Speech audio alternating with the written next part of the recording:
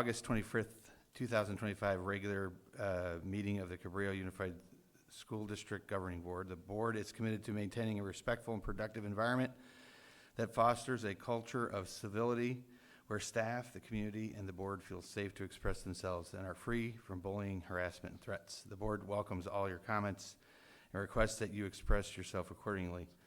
All members wishing to speak should complete a comment card and hand it to the executive assistant to the superintendent prior to the introduction of the item. Members wishing to address the board are allotted 3 minutes per speaker. This may be reduced depending on the number of speakers for items. The total time for public comment shall not exceed 20 minutes. Please note that the speaking time cannot be delegated to another person. As a reminder, the CUSD Governing Board does not act upon non-agendized matters except under limited circumstances as permitted by law. Matters raised during the public comments will be referred to staff for further examination and action where appropriate. I would like to call this meeting to order. Do you get a second? Do we need a second? All right, so now we do roll call. Oh, okay. Carmen is not here yet. Lisette is absent. Pete? Here. Brianna? Here. Mary Beth? Here. We have quorum. All right. Pete, Great. could you lead us on the Pledge of Allegiance? Yeah, the Pledge of Allegiance. Okay, here we go. I pledge allegiance to the flag of the United States of America and to the republic for which it stands, one nation, under God, indivisible, for liberty and justice for all. Okay. Next, if I can have a motion to approve the agenda. So moved.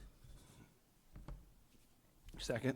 Thank you, Pete. All in favor, please say aye. Aye. Passes 3-0. Okay, so what the first thing, are we doing the feasibility? Okay, so we're going to hear about the feasibility study. Ramon, do you want to? The first item, we're doing the study session right now. Study session, okay. Yes. That's okay.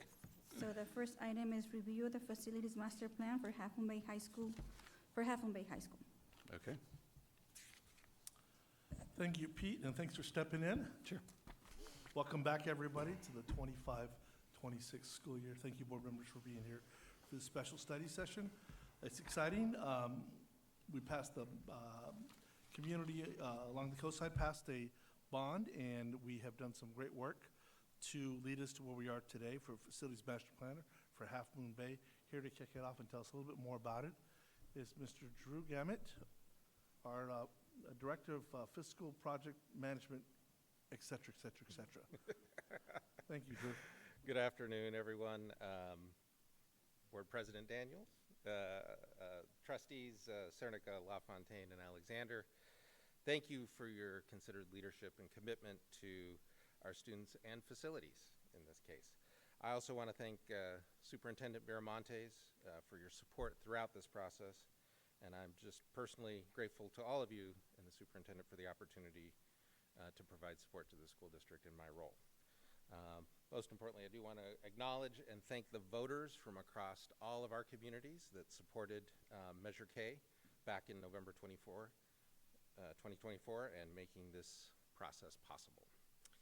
So I would like to, tonight we're going to talk a little bit about the Facilities Master Plan, and as a way of introduction, I just want to give a little bit of an update about this document and why we're doing it and what the process is. So this is a document that we're doing for the high school, we're going to have for the rest of the school district a little bit later on in the year, and it's something that we are going to be getting into a cycle of doing every 5 years, and that's just to make sure that our master plans are up to date and that we have access to funds through the state.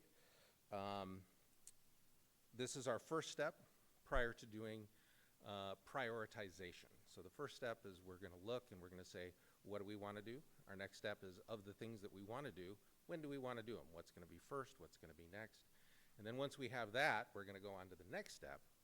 We're going to start actually designing the first of our projects and putting those into practice so that we can start building, which is ultimately, I think, where we all want to be. It's important to note that Proposition 2 passed with 59% of support, and provides $10 billion in state bond money for facilities. It's a lot of money, and we certainly deserve our share of those matching funds. Funding is going to be distributed on a first-come, first-served basis, so early application is critical, which makes this process for our school district even more critical. Having our facilities master plans together now definitely puts us ahead of the game. So, as far as the plan that you're about to look at, just as a reminder, we started working on this in late April and early May, and we started putting together groups of constituents at the high school. We had a large group that was parents and staff and students, and then we had smaller groups. Also, QKA, our architects, participated in those as well. And those were with teachers, and we had another one with students. We were getting their input, and then we had a final meeting with all of those groups to discuss the plan that you're about to look at. And QKA is going to go over some of the changes and what that looks like and how we've arrived at where we are today. Later on in your regular Board of Education meeting, should you choose to approve this master plan, as I said, that is going to allow us to begin the prioritization process, and hopefully we can come to you with those priorities in September so that we can keep moving the process along. So unless you have any questions of me, I'd like to introduce Aaron Jobson and Lyanne Schuster from QKA Architects. Thank you guys very much. So I'm going to start us off. And what I want to do is, you know us, you've seen this plan before, and I want to just go through and answer any questions you have, and also point out, as Drew said, the differences between the last time you saw this and now. So let's see, so this is kind of hard to see, but this is your site from the air, the way it is now. Come on. All right. Thank you. Let's see if I can make it work. No, it's not. Am I not? Where am I supposed to be pointing this? Yes, the big one I'm doing, but I'm not. There.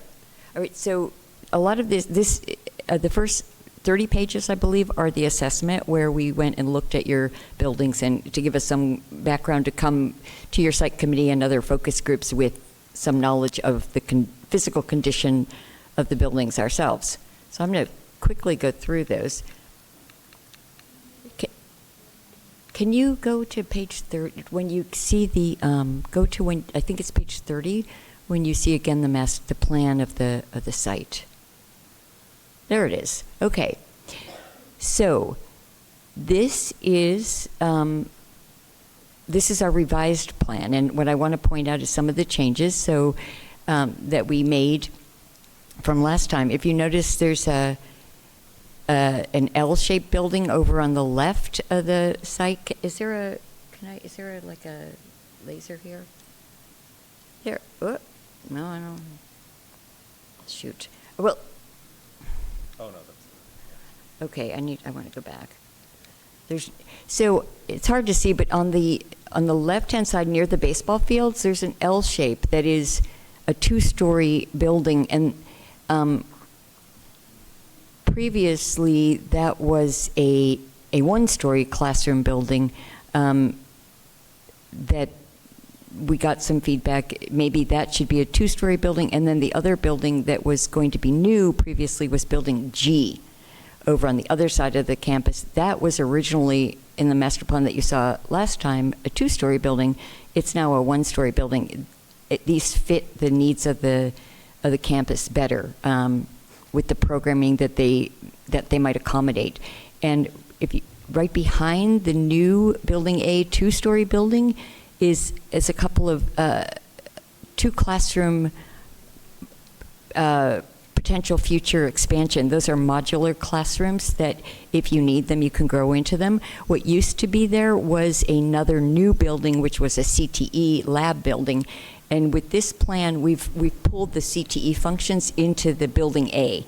So we're not doing 3 new buildings, we're doing 2 new buildings and bringing some of the functions that were previously in the new proposed CTE building into that 2-story L-shaped building. We've also added a small thing. We had not included bleachers in the gym previously, so you see there's some little bleachers in the gym now. The other major change to this is Building F, which is the multipurpose. Originally, you might remember that was shown as a brand new building, and it was a student union, like a central gathering place for students. The district, in prioritization of what's most important, they were focused on the students, and therefore the classrooms became the most important thing. And so rather than do a new building there at this point, it was requested that we change that to a modernization, a fairly minor modernization, so just kind of getting it to work as best we can without doing so much work that we trigger a full seismic upgrade. So it kind of limits us. What this has done, I'm trying to think, the other thing, there were a couple of, we adjusted the amount of work that was needed in the quad. Previously, it was about $5.2 million, I think, and we looked at it and brought that down to about $3.2 million, I believe. So we saved some money there. Everything else on this plan, I believe, is pretty similar to what it was originally. So these are some close-ups. Again, the campus-wide utility upgrades is the same as it was. Bike and footpath, and the improving the pickup and drop-off. Again, we're not showing a design yet. We're just showing that this is something that that was seen as a need. And the staff and visitor parking was split into two different areas. So there you see the improvement of the quad. It's quite a bit lower than the estimate that you saw before because we changed the scope a bit.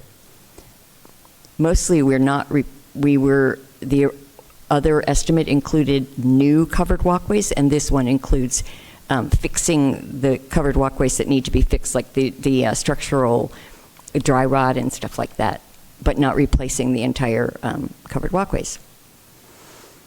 New monument sign is the same, and the fencing is the same. Same with the lights at the baseball field and the adding synthetic turf at the softball fields. The new pool area is also the same, and the press box. So building D previously had a different number on it because there was an error in the estimate. So this shows the minor modernization with the correct estimate, which is lower.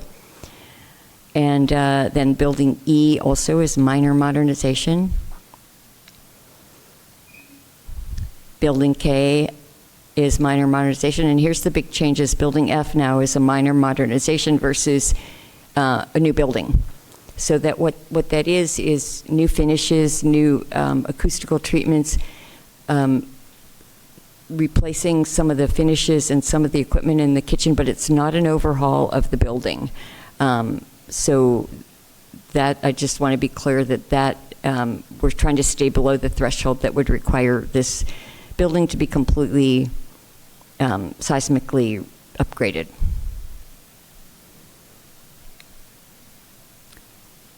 This is the new building G, which previously was a 2-story and now is a 1-story. So you can see the list of spaces that includes. And it's it's a bit smaller building, so it's less money than it was before, and we took up that money, I think, in building A. Building H, major modernization, that hasn't changed. The gym, minor modernization, it's a little bit more because we added bleachers. Building J is the same. This is the new building A, which is 2 stories and includes some regular classrooms and some CTE-sized classrooms, and it's the request was to put it over near where the ag farm is, and it's a better spot to have that 2-story building.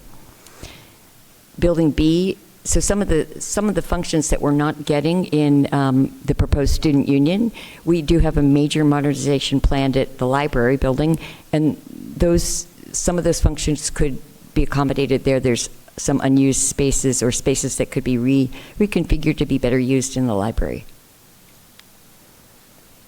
Building C hasn't changed. It's a major modernization. And then we get into the capacity analysis. Should I hand it to you here? I'm going to hand it over to Aaron for the numbers. Fun part. So this is also mostly unchanged, but I think we do end up with a couple of fewer classroom spaces. So we end up with a total of 44 teaching spaces in the future plan, and your current is 48. But I think what we realized yesterday is cut off a little bit on here, is currently about more than half of those classrooms are pretty significantly undersized. And what we're coming back with are all full-sized classrooms. So it's actually probably more teaching space per square foot, but a few less classroom spaces overall. But still hitting the target that we had of having a capacity of over 1,000 students. So that's all kind of still in line with the targets and the expectations that were set at the beginning. And then we have the overall cost estimate numbers. Just based on the way that the estimator works, there are a couple of things in here that he proposes alternates that we included when we showed the projects, like I think the lower cost for the quad and things like that. So if you totaled up the numbers, there'd be some minor differences between the numbers in this chart, and if you totaled up the numbers in the rest of the report, but that's intentional. Just because there's another 30 pages to that report that we didn't include that has a lot more detail in it. And I think that's kind of pretty where we thought we'd kind of leave it as an overview of where we are and what's changed based on the additional feedback that we got since the last time we were here, and open it up to questions.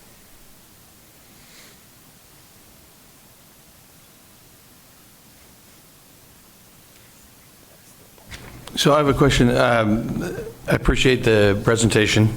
This is helpful. Help me understand where we are in the process. So this, we saw an earlier plan. This is an updated plan. From here, where do you go, and sort of what are the next couple steps, and then what would be the timeline on something like that? Yeah, sure. Yeah. So our next step would be, if this is indeed the vision that you'd like to adopt, the next we're going to have is a conversation. If you notice,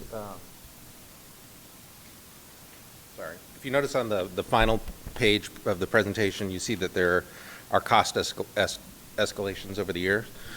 So right now I'm working on breaking those down and taking a look at what happens with various projects when we place them in different timelines, because that will impact. If you look just at the totals on the bottom of that page, the total amount of increase that we're looking at goes beyond what we have in terms of our current school bond. The other issue that we have to think about, and this is more of Jennifer's area, which is the bonding capacity of our community at any one time in the cycle. So we can't so we couldn't tomorrow go and say, okay, we want to sell all of our bonds all at once. So those are the two things that we're going to look into the process of doing our priorities. What do we need to look at that should go first? What happens to the budget when we put things at different points? And then based on that, come back to the Board of to you guys with a plan, laying that out, what we would recommend to you all in order to accomplish as much of this project as we can with the resources that we currently have, and understanding that there are reimbursements that are going to come from Proposition 2. The timeliness of those reimbursements are kind of also up for question on how quickly those are going to turn around. So that would be the next step. Once we have done that, we already started a process where we put out a request for qualifications from architectural firms that we could potentially work with on this new bond. So we're going to have that out there. We're going to do those interviews. We're going to have those firms selected by early October. And then with all of those pieces in place, then we're going to go into the realm of starting to pick out projects and starting to design them. That's when we're going to get into the nuts and bolts of, in our classrooms, how many plugs, how much technology, where are things located, things like that. A couple follow-up questions.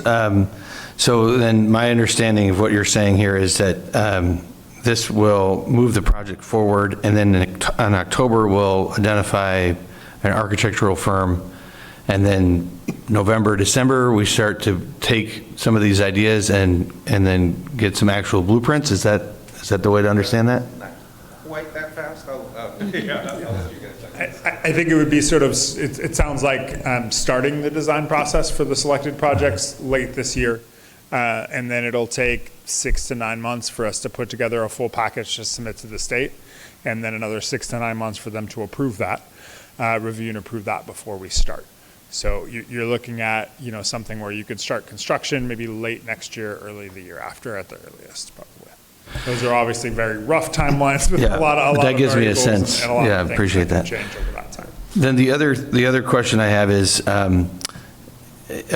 should we understand this as this particular plan, this is the one we're going with, or is there still flexibility after tonight? So I think the way that a master plan usually works is you're approving this version with the understanding that it's a living document and it will come back for revision as circumstances change. Not every month, but maybe every few years. As things change, a classic example of that would be 5 years ago or so, we had master plans that were approved, and then it's like all of a sudden we have transitional kindergarten. Well, that's a lot of things that circumstances change and we need to get updated.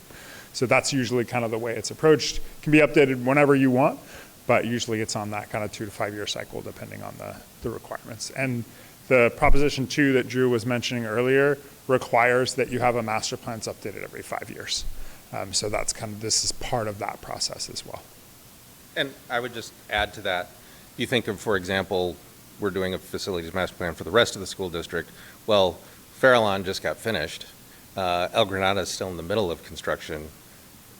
Why, how do you do a facilities master plan in that particular scenario? Kind of goes back to Aaron's comment about the fact that it's a living document. We're going to go back and look at these new facilities and say, okay, how else do we see those particular sites evolving over that next five-year period? And so that's kind of the whole thing. Way a long time ago, right before the pandemic, we updated, QK got to update the master plan for the elementary school. So that was adopted, I think, around 2020, and that had been an update from another master plan that was done however many years ago. And then you can see that you can look at Farallon View and El Granada and see how they relate to those master plans. It's a general vision, but things, as discussed, have said, things change and priorities change. And this way of doing things is definitely different. In previous districts I'd worked at, in previous districts that I've worked in, I'm sure you can say the same thing, there was a period of 25, 30 years with really nothing done. So that's not the case here. I mean, we have some buildings, certainly one right over here, that were done much sooner. But it is a bit of a paradigm shift in terms of how public education looks at this. So a follow-up question to that, because this is a new experience for me, so I'm trying to conceptualize how this goes. Changes at this stage, it doesn't seem like, based on what you're saying, would cost any extra money other than, say, maybe a redesign. There might be some costs and something like that. But at what point in the process, if we made a change, would it be costly? We make a decision that have to change the heart of something and we don't want it. But if we cut that out or add it, it's going to really impact the budget. At what point in this process would that be? Yeah, I mean, it depends on really, what we're talking about. So, for example, we've got a presentation from our friends in the community related to the pool. That's what's on my mind, I think. Yeah. Oh, well, see, there you go. So the pool that we have down there is the idea that we need to update the pool. And if you look, it's described in the facilities master plan, it's described with 5 or 6 bullets. That's very, very vague and very broad. So if we decide that we're going to move forward with a pool and we've got active partners and we've got the ability to do a design that includes, say, for example, 2 pools or something like that, just because on our facilities master plan we've got the bullets and just a blue square representing a pool doesn't mean that we've deviated from the facility master plan. Facility master plan calls for an upgrade and improvement and modernization of the pool, but we haven't gotten any deeper than that.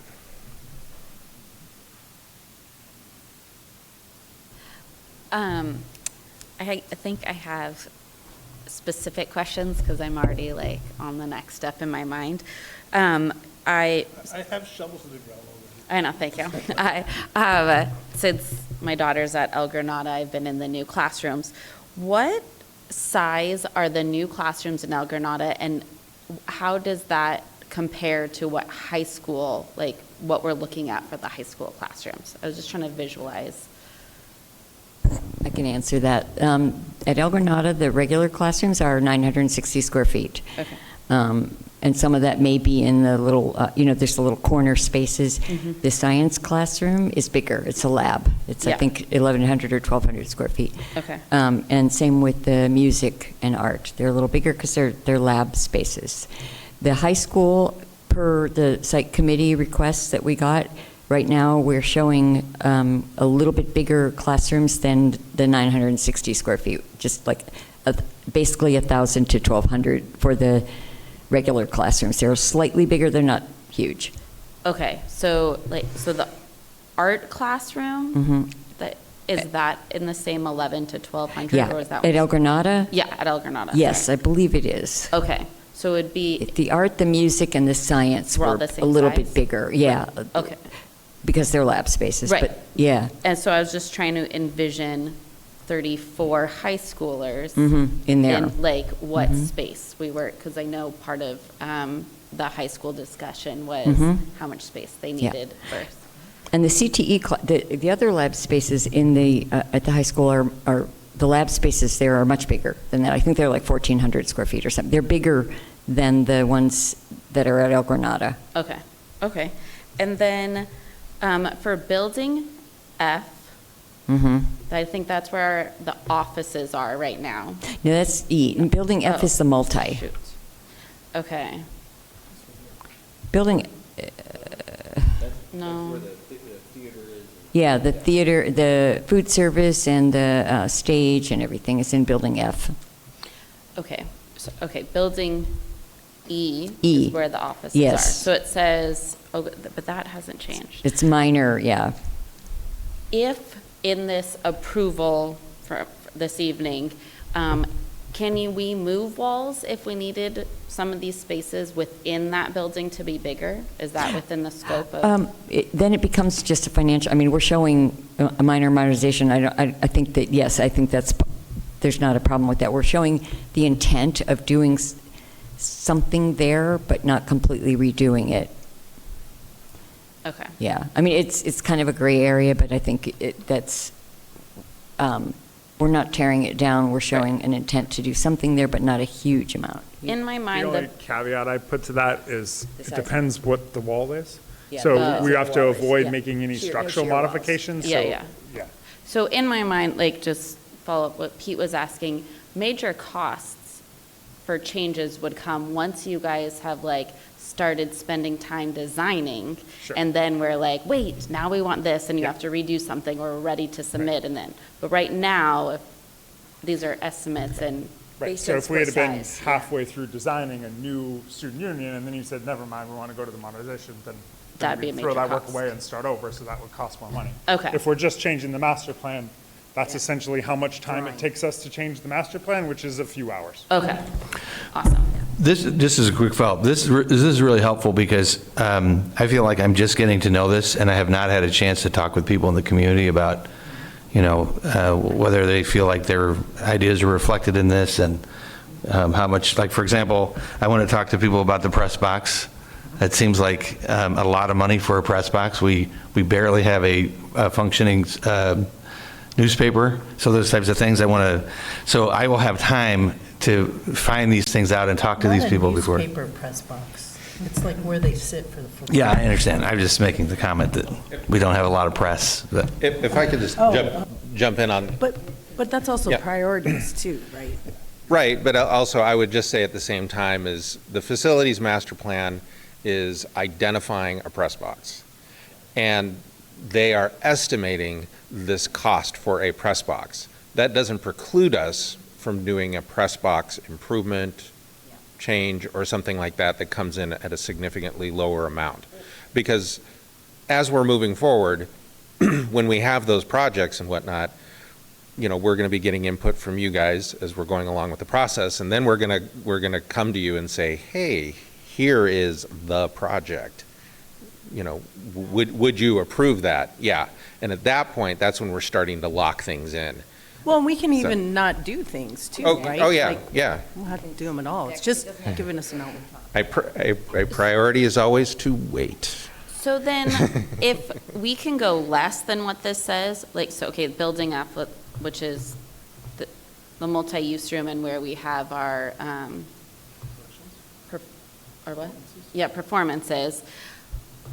Why wouldn't we say major, and then if we don't want to do major, that would still be okay? But what if we decide we want more in the theater? This one says minor, so I'm just, why wouldn't we kind of have everything at major when we submit it?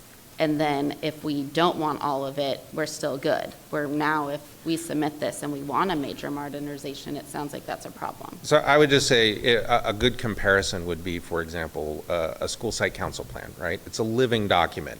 Schools expressing that it's going to use certain funds and do certain things in a certain way, but something comes up, it can be, if the will of the group is to make a modification, you can make a modification. And depending on your comfort as board, if you feel that you want to adjust a facility master plan, you certainly could do that. But you could also formally act through the process through the planning process or through one of these other processes to say, no, we're going to take this action. So if we submit it to the state, and then we want a major when it says minor, is that a big deal, or does that? So when No. you're submitting to the state, there's two different types of submissions. So the one Aaron is talking about is DSA. Not DSA. The state architect. Right. Proposition 2, they have different concerns. Okay. Yeah. So we'd be good sending it like this if we want, okay. Yeah. Okay. I think Division of State Architects, or Prop 2 stuff, they just want to see that you have a plan, Exactly. right? I mean, they just want to make sure you're thinking about this, They not want- just they- throwing money around, you Yeah, know? we just had a call with them this week. They want the plan sets. Yeah. But they're not going to, they're not going to evaluate the details of the master plan. As you said, they just want to know that the district is planning and thinking about it thoughtfully. Hey, you guys, I feel for the people watching on TV, it's really hard to hear. We can hear you Lean in with no more. microphone, but it's really hard for the people on TV to hear you, and then they're struggling, and it's hard. So I know I keep getting on that, Yeah. but I feel sorry for the people trying to watch. The one other thing I just wanted to add to that is the reason we made the document is also supposed to reflect the priorities of what we've heard. And so the reason we made that change in Building F is because we really want to focus and prioritize the classroom spaces. And we think we probably will want to do less at the multi-use rooms in order to accomplish that, but we don't want to do nothing there. So that's why we went ahead with this. Later, you could decide, you know what, we're going to take that $8 million and want to make it $9 million and add a little bit more to that. That's a totally normal part of a process of going from here to finalizing the scope of a project and then designing that project. And there's change all the way throughout that process and in interaction with the scope and the budget all the way throughout that process. Well, and I assume you're also trying to work within the bond we have. I mean, we don't have $500 million worth of bond, might be different Right. then, right? We So- could show replacing all the buildings, but that Right, wouldn't be right. very helpful. Right, so I think you're trying to be, figure out what makes sense for us, so. That's what I was going to interject. We want a realistic picture. I think originally we listened to everybody in the community. They really grasped the concept of what what the thing that everybody really wants. And hearing from the teachers, it's the classrooms, right? Hearing from students, it's the classrooms. So we want that to be the priority, right? Of the 150 million that we have, even though I think it came in over 200, right? 150, we could have made everything a major and been at 350, 400,000. And then we're really going back to our taxpayers, and we want to be transparent. We want to make sure that we're good stewards of their money and saying, these are the priorities we're hearing from the community, school community, parents, students, et cetera, right? And this is where we're going to go through and prioritize what we need to prioritize. You know, I've gone through 7 different school sites in the summer, what we call the summer rush, right? It is difficult. I mean, every time you start, that's why I'm antsy to get things, boots on the ground, shovels. I mean, I'm ready to roll, right? So this is a blueprint, from my understanding. It's a blueprint. It can be adapted. It can be changed. I did ask Aaron and Lyanne about building F in the cafeteria. I'm like, oh no, just knock out a wall, put in. And they reminded me when we had these conversations that we can do that, Dr. Pirmanis, but it is going to take some structural, it is going to be more money. We are going to take away from other priority projects that we have. Okay, let's hold off on that, right? And so we'll see what we can do.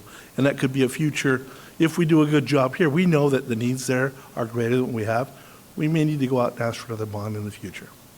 But we'll have a master plan that we can build off of, and we'll have input, still go out and ask for input, and we'll make sure we have that thing coming through. I've got a toilet question. So I did notice that there were, for the men's bathroom, there were 6 toilets and 6 urinals for a total of 12. And in the women's bathroom, there are 7 toilets. And as someone who stood in a lot of lines for toilets, I'm just curious about what architects think about that. And I'm also curious about unisex toilets. I know we might have students who feel more comfortable doing that, so I'm just curious, any thoughts on that? Sorry, real quick before you answer, where are toilets? I missed toilets. That was for the pool. Oh, okay. That was in the pool area, but I'm just, I mean, at the level of the master plan, we're not getting down to number of fixtures. So I don't know if you're speaking to about how it is now. no, I saw it in here somewhere in the Okay. packet. The plumbing code governs that, and there are calculations for men's and women's toilets and urinals and toilets and men's. So it governs that in a way that provides equal. It's not exactly the same number of fixtures because toilets, urinals count for 0.75. It's a whole thing. But we'll be looking at that as we go into that to make sure that we're meeting those requirements, that there's enough fixtures across the whole campus for the student and staff population. So that's something for that piece of it that gets addressed. Okay, I think I saw it in the pool portion. Okay. Yeah? Yeah, it's the feasibility study. Oh, is that, okay. But to your other question, we have a lot of conversations with school districts about all access restrooms, which is kind of what you're speaking to. And what those look like typically is what we'd recommend is that we have toilet compartments that are full walls and doors that are just a toilet, essentially. And then we have a shared hand washing sink area. And that's just all non-gendered. So there's just toilets for everyone, and everyone has more privacy, in the toilet compartment and less privacy in the hand washing area, which means more supervision of that area as well, which is generally also good for safety, but also good for staff supervision. So they can, usually that's just kind of open to the hallway or even open to, covered outdoor areas so staff can see into that part. And that's where a lot of the shenanigans take place. And a restroom anyways is actually around the sinks and everything. So we see that more and more at all school levels, really at elementary, middle, and high school levels.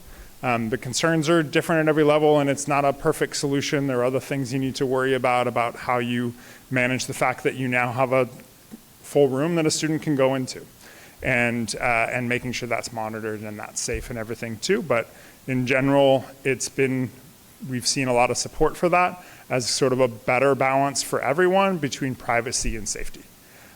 So that's kind of what we're seeing more and more. And generally, it's not a big cost difference. It's a little bit more expensive. But in the scale of the master plan, it doesn't really register in that, and it takes up about maybe a little bit more space, but not really much. So at this level, we're really just talking about student restrooms. And we'll get down the road into exactly how those get designed as the projects go forward.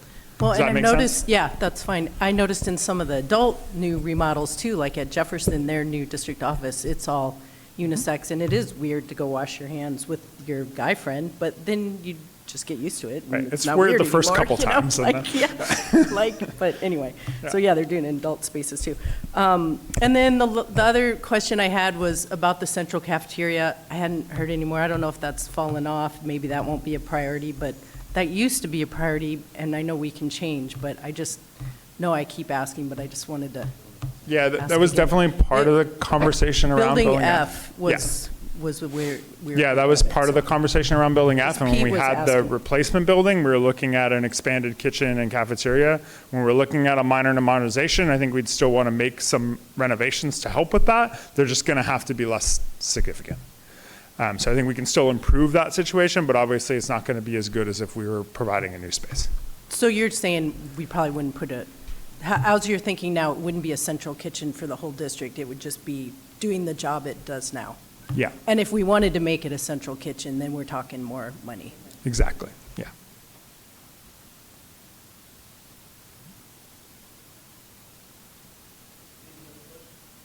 Any other questions? Thank you. Thank you. Yeah, thanks. We will be bringing this up at the next general meeting later this afternoon for the board to make a recommendation. But that being said, again, I want to thank our staff, Jennifer, Drew, and then our partners at QKA. And we look forward to getting started. So in this study, there's no community comments, or, I don't know how this We works. can take comments, Okay. same as any other item, but not like non-agenda items. Right, It has okay. to be on this topic. Mhm. Okay, so in this sorry, no, it's still study session, so I'm on topic. There were a lot of questions about how this would work and what it looked like for the community. So it kind of looks like a regular meeting with the same conversational rules that it's just a study session because we're, Focus on a topic. okay. And I wanted to give the board time, right? I mean, it's, a lot of this is the same information, but we really haven't gone through and really said, okay, let's put a blueprint on it, right? I think the next step is probably going to be the toughest pieces. Well, there's two sets. One is prioritization of what projects come forward after we, pending approval on this, what projects do we feel are the most important, or we want to recommend to the board that are the most important, right? And then, so that's an important, and then the piece after that is, as Drew said, we start getting into the design phase. I had a great conversation with John Kerry about technology just 2 days ago. We had lunch together. We talked about what are the needs that we have at school sites. Technology, dock cams, Promethean boards, right? So all those things are things that we're going to need, that we should be building into the outlets, et cetera, that we have, right? And so the design phase is also going to be another crucial piece. But we want to get these things rolling as soon as we can. And I think we're on the right track. So I want to thank the group, thank the board as well. And again, this was your opportunity to ask questions and get a little more clarity before we ask for a vote. Thank you so much. No more questions, no more comments. Should we close the meeting then? Okay. So we are closing the special session and we should be back at 6. Do I have a motion and a second for the special session? All motion. I'll second. Thank you. All in favor, please say aye. Aye. Thank you. We'll be back at 6.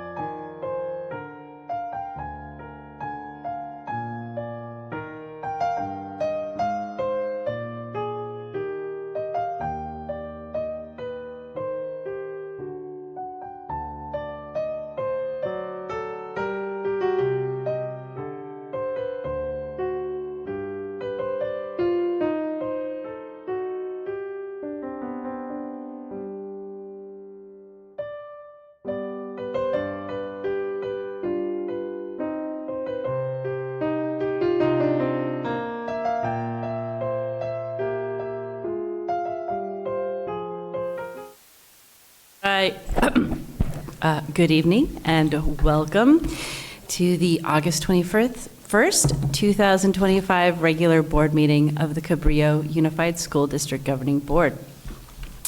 The board is committed to maintaining a respectful and productive environment that fosters a culture of civility where staff, the community, and the board feel safe to express themselves and are free from bullying, harassment, and threats. The board welcomes your comments and requests that you express yourself accordingly. All members wishing to speak should complete a comment card and hand it to the executive assistant to the superintendent prior to the introduction of the item.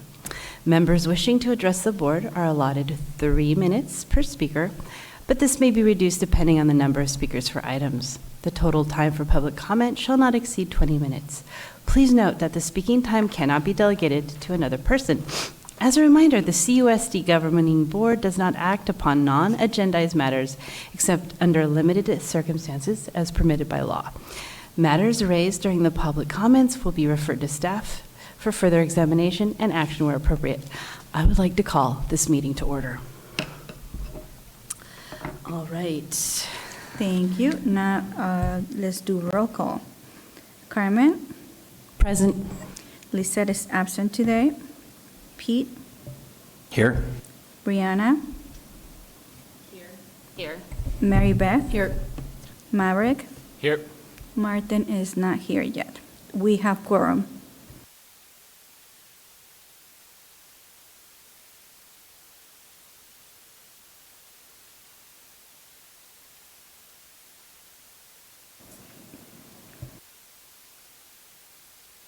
It's time for item 1C, Pledge of Allegiance. There it is. Pledge allegiance to the flag of the United States of America and to the republic for which it stands, one nation, under God, indivisible, with liberty and justice for all.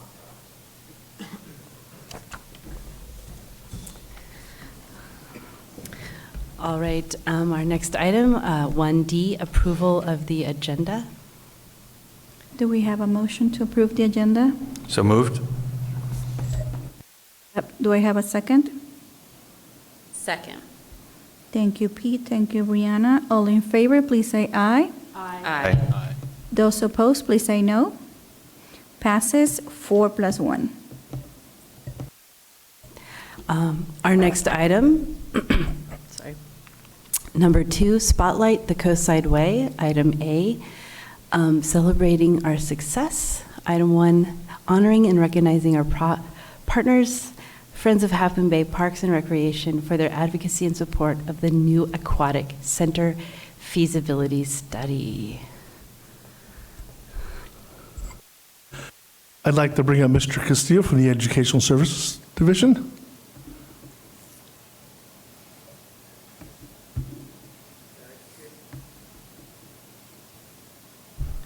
Good evening, President Madam Daniels, Board Trustees. It's an honor to be here. Fellow colleagues, this is with great honor that we would like to recognize the Friends of Half Moon Bay Parks and Recreation for their advocacy, support of the new Aquatic Center feasibility study. Representing Half Moon Bay Parks and Recreation, we have Kirk Rimmer here and also Lisol Tanner. If you could please come up and receive this special recognition.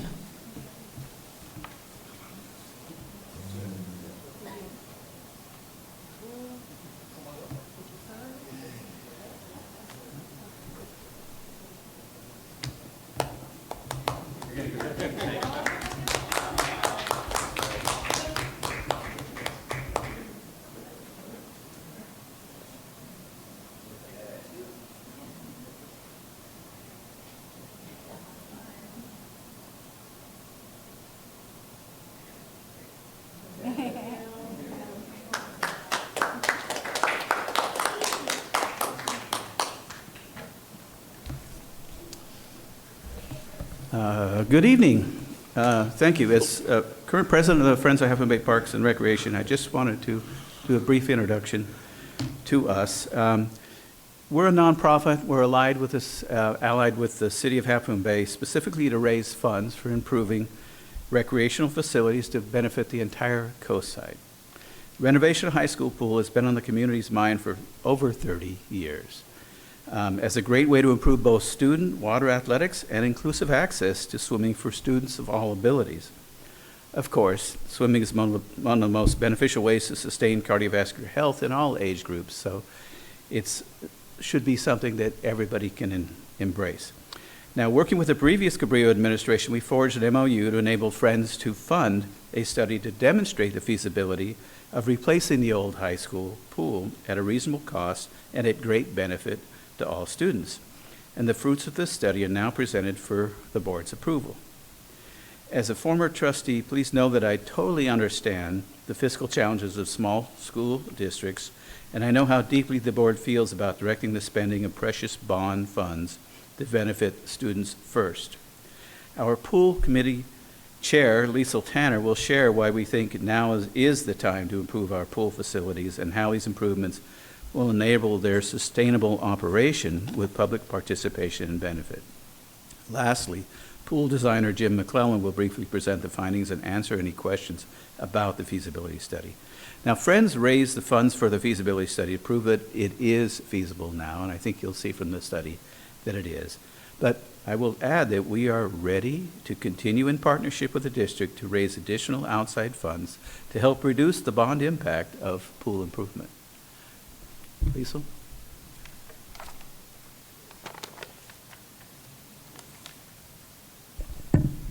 Hello, my name is Liesl Tanner. I want to thank the board and Superintendent Miramanes and Jennifer and Drew for considering a new aquatic center and pools at the high school in the Grand Master Facilities Plan. It's much appreciated, it's very needed, and I'm just thrilled that this is considered and looking forward to seeing progress up at the high school. Thank you.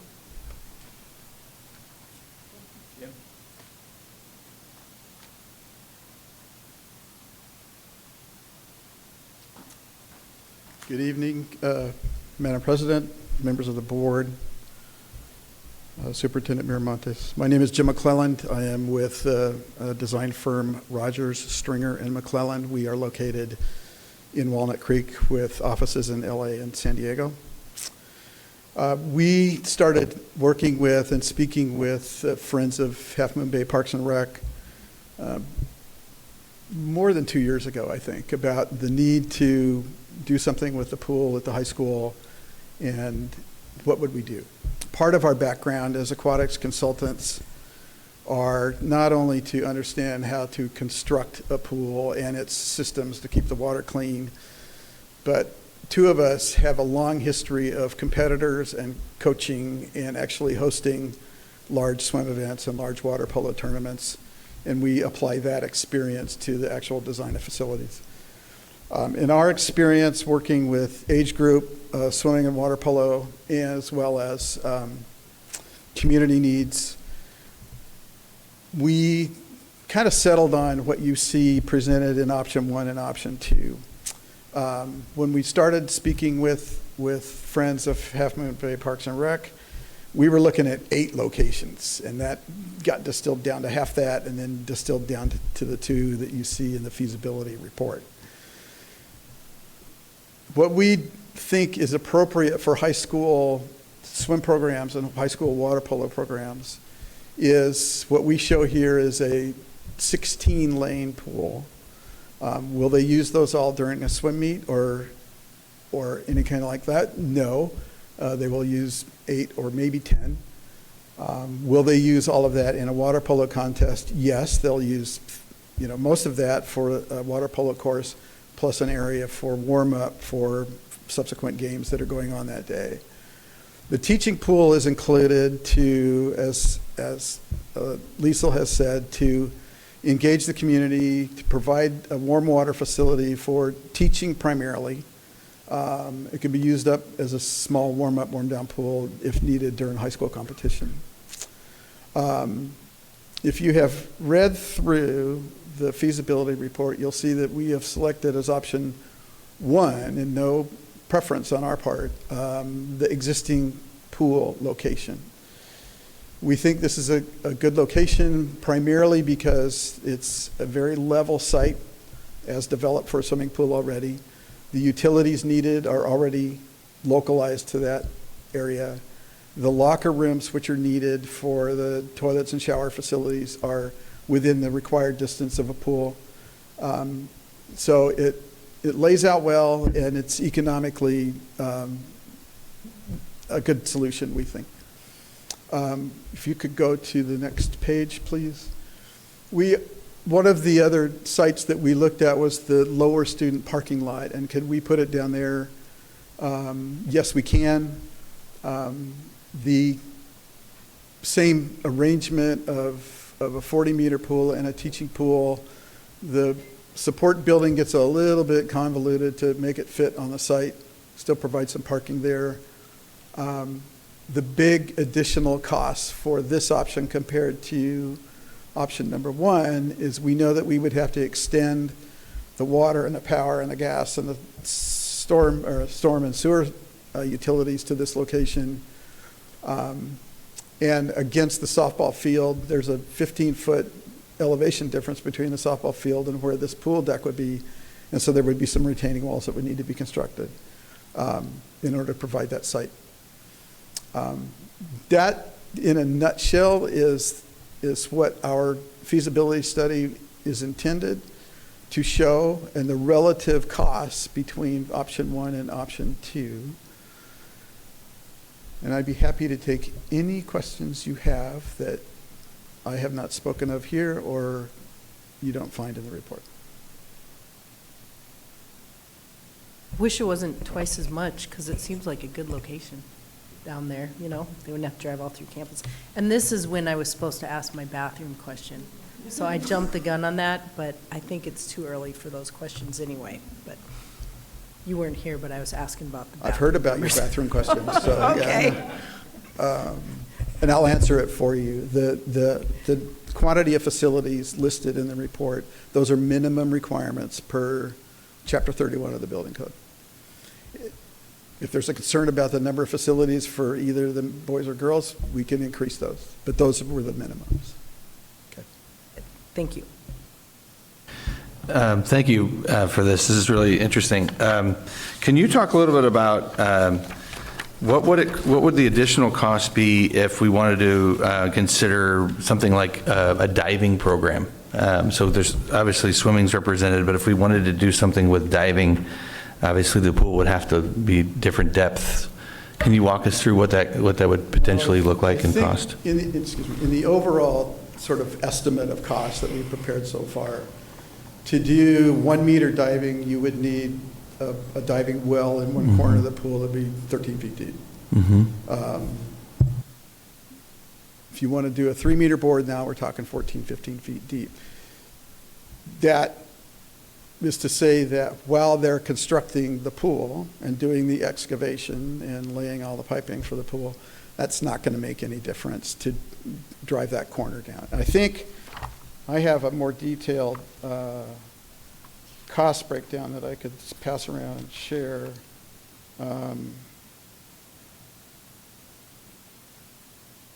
I do not have diving boards in here, but I think we show them on the drawing. Diving boards are about $20,000 each. So say $50,000 to include diving boards if it's that to be included. Okay. And something like the length of the pool, that wouldn't impact that at all? It would just be the depth of one of the sides of the pool, I guess? Well, it's if you were to make it shorter, it would be a little bit less expensive. Gotcha. Conversely, if you were to make it longer, it would be more expensive. But we think this 16 lane and what we in the industry commonly call a 40-meter pool is a good size for high school programs. Thank you. Okay, swimming, well, I'm embarrassed to say that. For swim meets, do you need the diving placements? is that included? Where they The die? little Oh, platform. Yeah. the starting platforms, those are included. Those are included? Those are Okay. included. Just not, okay, thank you. Lane lines are included, backstroke flags are included, Okay. all that is included. What I will do here, step away.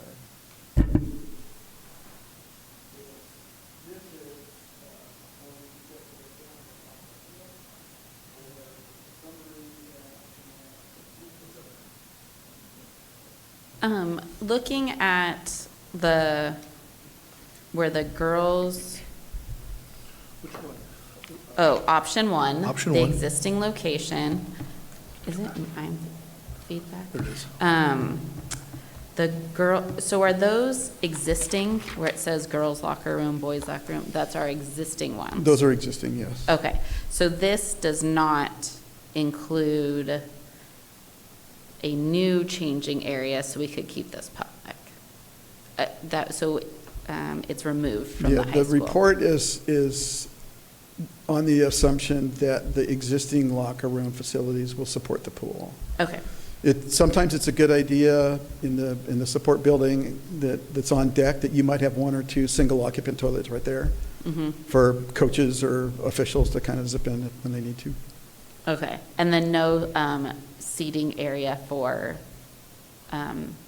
people viewing a swim meet? So against the gymnasium on the west side, we had intended to show bleachers Oh, okay. along that wall. And our thinking about the bleachers is to utilize 5-row bleachers. Anything taller than that requires a DSA review, and so Okay. it's a little bit less expensive to stick with 5-row. Thank you. Well, this is very exciting. I mean, I'm sure you've been made aware of, but the community has been waiting a long time for something like this. So it's exciting to even see a mock-up. Well, I can say from experience on projects that are close to my heart and all other facilities, when a swim facility gets renovated or it's brand new, this will transform that part of the campus. It really will. So if I may just say, time is perfect, right? We just heard the master plan today. We'll get into the design specs a little bit later. I think the facilities master plan called for a pool, right? The feasibility study calls for 2 pools, right? I look at this as that my brother was a special ed teacher. He taught kindergarten through adults in his career. And I look at this as an additional classroom. So when you're thinking of students that have life skills, and we have a classroom, 2 classrooms on our campus, right, that currently are there. When you talk about providing a 40-lane or a 16-lane thing, that's great if you have access to it. That's why the second pool is really important, because we have kids, students with special needs that are going to need that ramp, right? Could the community use it? Absolutely. Maybe our seniors, maybe little kids, but I'm talking about our students and the classrooms that our teachers need first and foremost. So I'm glad that you guys included that. It's really important to me to make sure that every student has access to it. I know that Mrs. Cortez, who's not here today, had mentioned that in her child's PE classroom, when her child went to PE during the time of the swimming lessons, she had never seen her as eager as she was to get there in the morning, right? Get there in the morning, hang out with her friends, do swim lessons. These are the only opportunities that some of our kids get, right? And so, I am pleased with the study. You know, again, I was the one who sort of threw it out. I don't know if Jim was the only one, but I also thought that the pool down below would be a great place for the community to access, right? But I also want to be good stewards of our money, and we can't do it all, right? But what can we do, and what should we do? And I'll leave it at that. To be continued. I just want to thank you all, because I know you've been working on this for years, so it's finally here. Been It's working really hard the years- last month, but. you know, Years in the making, but it's great to see it's finally gotten this far that we're seeing it at our board meetings. So Great. thank you for all your work, everyone. If you have any other questions after today, send them my way. Thank you. Thank you so much.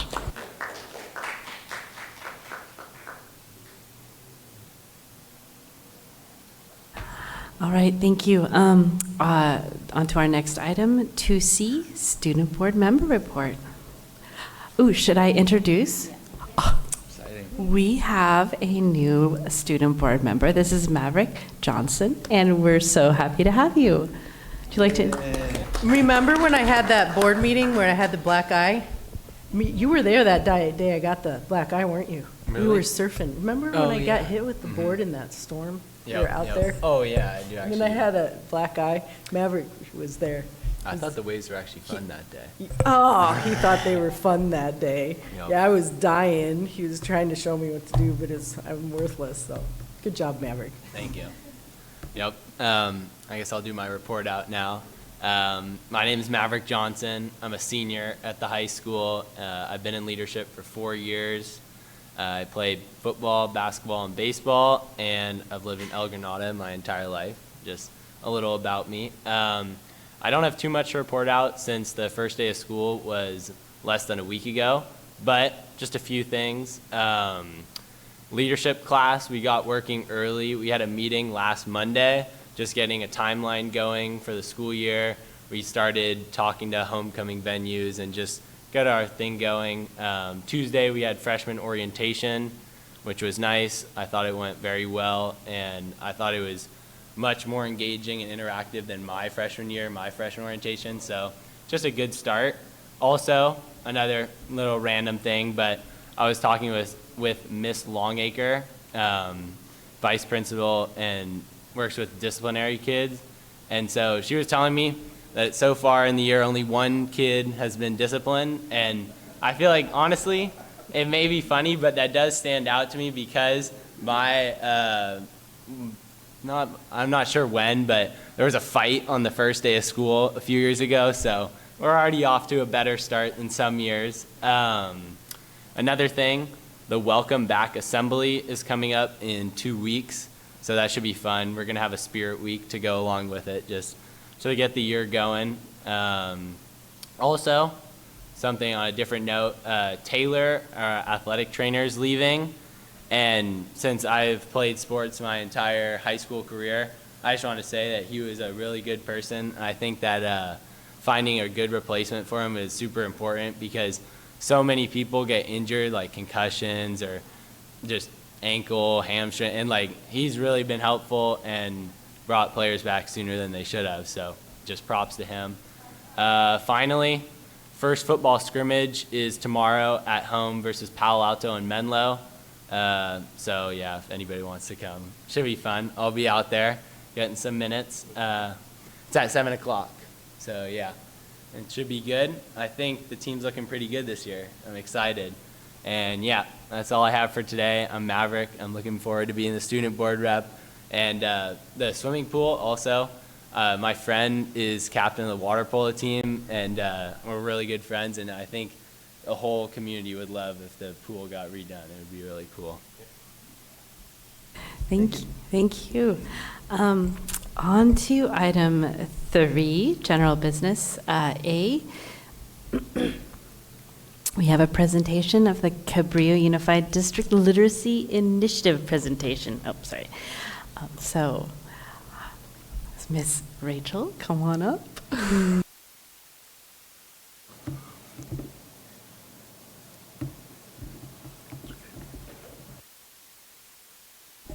Green. Okay, go. Thank you very much for having me today. I'm Miss Rachel Sage, Miss Rachel, and I'm the literacy specialist with Cabrillo Unified School District. Thank you to the board for inviting me to present today. Thank you, Dr. Miramontes and district staff, so much for this opportunity to share our work. And thank you to the community for your interest in our school district. And I have to thank the dedicated members of our literacy initiative. They've made this work possible over the last 2 years. We have teachers, we have site administrators, TOSAs from every school site in multiple grade levels, and really they're making this work possible. And I'm super excited to continue to work with them as we've built a lot of momentum and can't wait to continue to see the fruits of our labor. So first, let's talk a little bit about the importance of early literacy. So actually, Rosie, where? I want to see. Oh, okay, I can use that to highlight, sorry. And then that advances. Which one? Where do I point it? Okay, we can start here. Thank you. First, I want to talk about the importance of early literacy on student academic achievement and the impact it has on the future of our children. I'm going to start with some stats. 70% of incarcerated individuals in the U.S. cannot read above a 4th grade reading level. 70%. 2/3 of the students who cannot read above a 4th grade reading level will either become incarcerated or fall below the poverty line in their lifetimes. A student who cannot read is academically disadvantaged in every way. She will not be able to write proficiently, cannot complete math word problems, will not be successful in science or social studies, will not be able to complete a job application, apply for a driver's license, or read a bedtime story to her child. There's an old adage that from kindergarten to 3rd grade, one learns to read, and after that, they read to learn. A student who can't read by 3rd grade cannot learn. This is why we are here. Teaching our students to read is the most important thing we can do in our school district. I believe that. So how are we doing? You can go to the next slide, Rosie. We'll go to the next one. So last year, our governor, Governor Newsom, who's actually dyslexic, introduced legislation called SB 114 that mandates that school districts assess all of their students or screen their students from kinder through 2nd grade with a screener to determine if they have a reading difficulty. We're a little bit ahead of the curve because we've been administering the Dibble screener for the past 2 years and are well underway with the Dibble screener again for this year. And I can't see up there, so I brought my, my computer here so I can follow along here. And I'll just break down just a tiny little bit about the screener. It's given 3 times a year. It assesses early literacy skills like letter naming, phonemic awareness, sounding out words, and then reading a passage. And we can document a student's progress throughout the year and throughout their academic career at Cabrillo since we're administering it year over year. And it provides a minimal level of performance so we know how our students are doing. It can continue to go. And now let's take a look at some of our Dibbles data. So this might be a little hard to read. So this is from the 24-25 school year, and I'll highlight a few things. So here's our kindergarten, 1st all the way 2nd through 4th grade. When we first did Dibbles, we only administered it with kinder through 3rd grade, and then last year we expanded to 4th and 5th grade, so this is last year's data. And you can see from the beginning of the year, this is kindergarten, 36% of the students were reading proficiently, and by the end of the year, 47% were reading proficiently. So that's an increase of 11%. And then I'll just go through real quick. 1st grade, 29%, went up to 48%. 2nd grade, 46%, went up to 59%. 3rd grade, 52, went up to 55. 4th grade, 53, went up to 53, was about the same, or the same, 51 in 5th grade to 54%.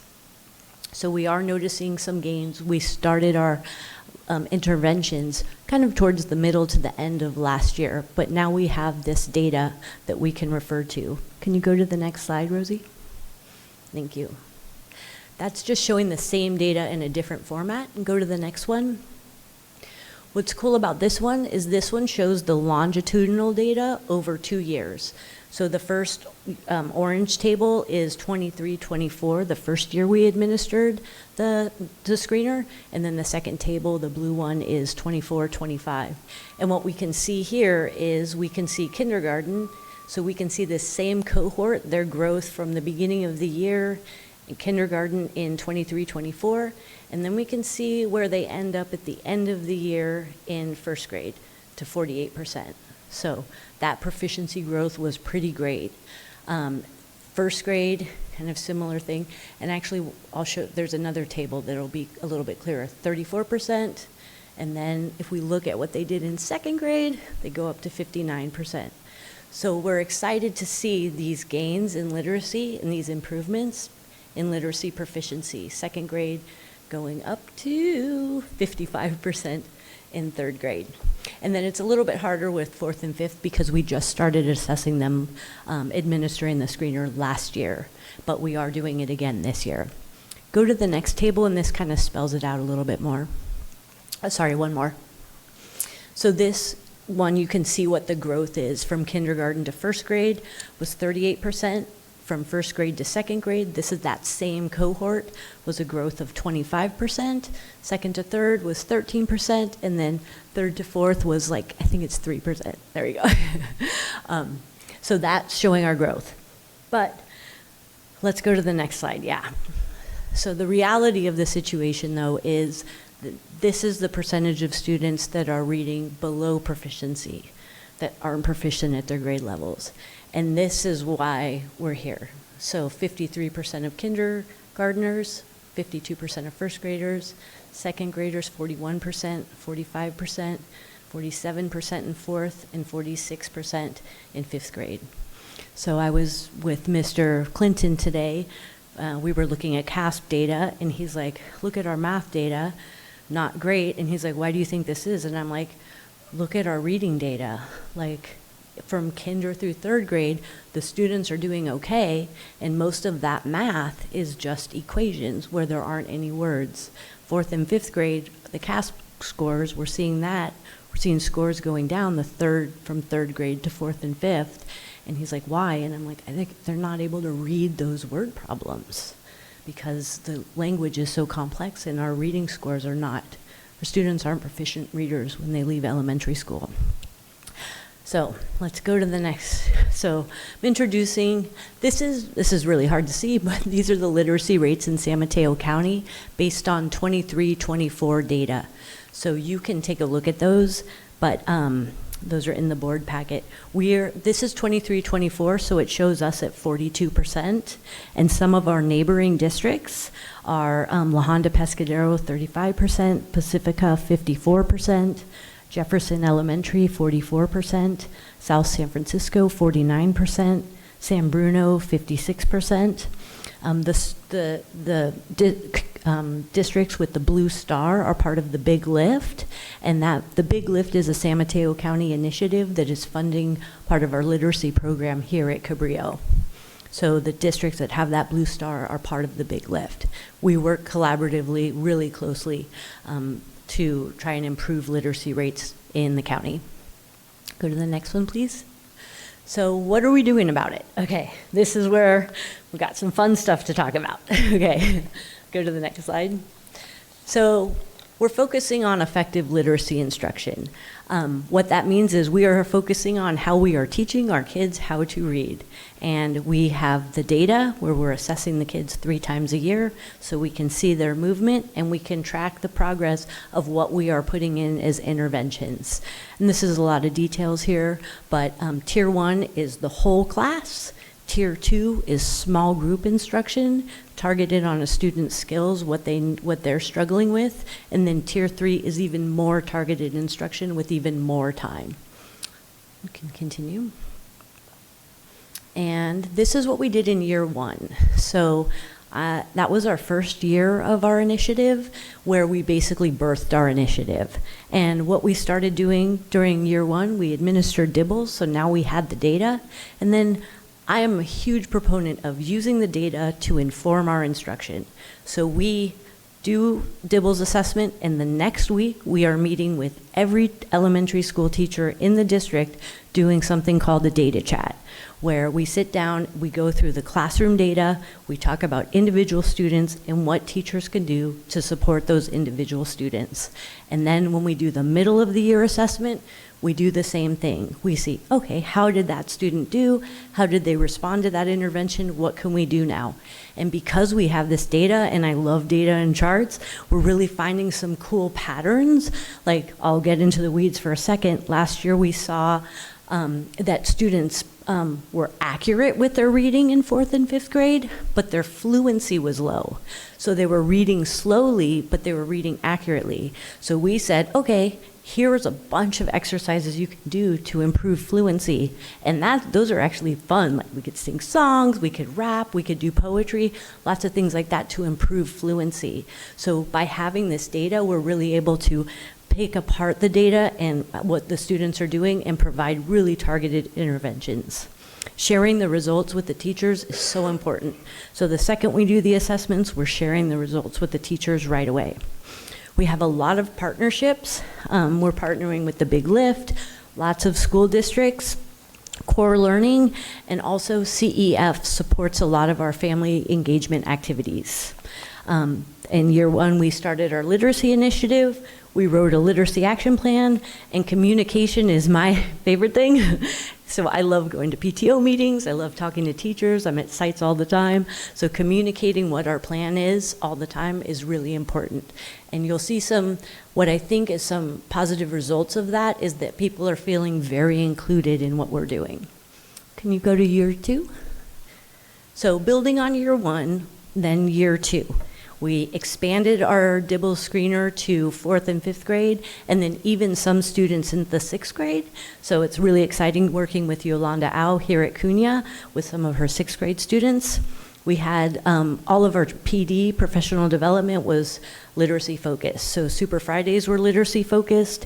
And then we introduced a cool program called our lab sites, or our peer coaching program, where teachers from around the district went and observed a teacher leader in their classroom and then spent the rest of the day collaborating about what they saw, what practices they can take back into the classroom, asking questions. Some teachers even went back into the classroom and worked with a small group of students. We observed them and coached them, and it just built this beautiful collaborative environment between our grade level partners from different school sites. So like at Fairlawn View, there's only one grade level of each grade, so they don't have a partner to work with. So now they're at Hatch, where they have a whole bunch of partners. And same thing with Kings Mountain. Kings Mountain came down, went to Hatch, and observed teachers at Hatch. And it was just a great way to spread the knowledge around our district. And then we really defined what our literacy block is. So there's a 90-minute literacy block. What are the teachers doing in that literacy block to teach their students how to read? We're doing our data chats. We also got decodable books for every kinder through 5th grade classroom. So they have a brand new books in their classrooms that they can use for small group instruction. We did some grade level coaching, and then we had really amazing family learning nights at all of the elementary schools and the preschool, one at the library, and those were supported by CEF. And then what's really cool, if you go to the next slide, is I love getting surveys after we do everything. So it's hard to see this survey, but this first one is asking, we asked if teachers felt included in the literacy initiative work, and it's like 88% of teachers felt included in the work of the literacy initiative. So the teachers are on the ground in the classroom with the kids. We need to rely on them to get the best information on what we can do to improve student achievement. And then the second one was about professional development, and it was, would you like more of this type of professional development? And that was after our lab sites, and 85% of the people said yes. Then there was I love this one, a yes please, all in caps. So having like 90% of the teachers on board with what you're doing has been pretty amazing to see. So we're building this grassroots movement in the district. And so moving on to year 3, those results have really shaped what we're doing in year 3. And we're adding on to what we've been doing for the past years. We're doing the beginning of the year Dibbles assessment, but in the middle and end of the year, we're going to shift it to teachers. So teachers are going to be assessing their own kids. We're trying to streamline our assessments in the calendars that we're using. We're looking at the elementary report card to make sure the assessments are aligned with the report card. Our teachers are receiving training on all of our literacy programs. We're doing a really cool coaching program at El Granada. Our site leaders are attending a literacy PD through the San Mateo County. And then we introduced mystery writing to our 2nd through 5th grade students, which is, there's a program called Mystery Science with Mystery Doug that has been really cool and super engaging and kids love. And then they started this writing program, and I taught it to a class. Someone told us about it during the lab sites. I was like, subbing in a class, let me try it out. The kids loved it. It walked them through the writing process. So we were able, with our literacy initiative through the Big Lift, get funding for that. So we launched that this year. And then we're really looking at master calendars. That's something Dr. Miramontes has talked about a lot, to really protect that instructional time. And then we want to streamline our family engagement activities. So we're creating one presentation maybe that gets shared around the district, but making it available to different sites and different locations all around the district to try and continue to build like the community. And just, we're a unified school district. I say that all the time, like, let's be unified. So if a parent can't go to El Granada, but they can go to the one at the library, they'll be having the same experience. And again, CEF is supporting a lot of our family engagement activities. We're also doing one in November with the Coastside Family Club. So we're even doing a family engagement with the younger kids even before they get to Cabrillo. And these are our goals. And, you know, these might be lofty goals, but I believe it's really important, and I'm really confident we'll be able to achieve them. So big picture, increase our literacy proficiency by 15% from 51 to 66%. Last year, we increased the proficiency rate just average by 8%. The San Mateo County average is 1%, so we kind of blew that out. So that's exciting. We want to improve our English language learner proficiency rate. There's some things to think about that, but that's really important goal for us as well. And then sustainability. So this program is running well. We're putting a lot of effort into it, but I really want to make it sustainable so it will run on its own. So systematizing the work, systematizing the assessments, the data chats and everything, so it just kind of rolls on by itself, feels like a really important part of this initiative. I want to be here, but if I'm not here, it will just continue. And that's it. So thank you again for supporting this initiative. I'm so excited to roll this out for our community, our students, my neighbors, my friends, the kids that I taught, and the kids I see every day. Thank you, and I'm open for any questions. Thank you so much. Sorry. You're welcome. I've been to PTO meetings that you have, and it's great and really appreciate it. And I am a big reader and really believe in reading, so I love hearing about this even in more depth. I am curious about how this works with, I'm not even sure the right word that we're using, but like our special needs or neurodivergent students who are in mainstream classrooms, but how are you targeting or working with them? Yeah, so what we can identify students, and would you say students that are having a reading difficulty or not? Because there's sometimes neurotypical or neurodivergent students don't have any trouble with reading at all. Sometimes their foundational skills aren't great, but actually their fluency and comprehension is really great. So we can see that. It happened at a school I was assessing on Tuesday, and a student, the first two didn't do great on, and it was very like decoding words, and then I gave him a reading passage, and he just read it. And so that we've seen that before. We noticed that having the data and assessing it, we've been seeing that. So at the beginning, when we first did it, we would stop assessing those students because we were like, oh no, they're not. We don't want to put pressure on the kids. So if they're feeling like, we want people to feel comfortable with us and feel comfortable with the test. So if a student wasn't doing well, sometimes we would discontinue it. And then we went back to a student and tried it again. And I gave him the oral reading, and the student flew by. And we said, oh, we need to test them on everything then. And so we've noticed that. So so I hope, does that ask more of a detailed question? But the neurodivergent student might be an excellent reader. Right, sorry, I am not assuming that Yeah. that all students with an IP or 504 diagnosis aren't. I'm just El Granada's like the special ed school.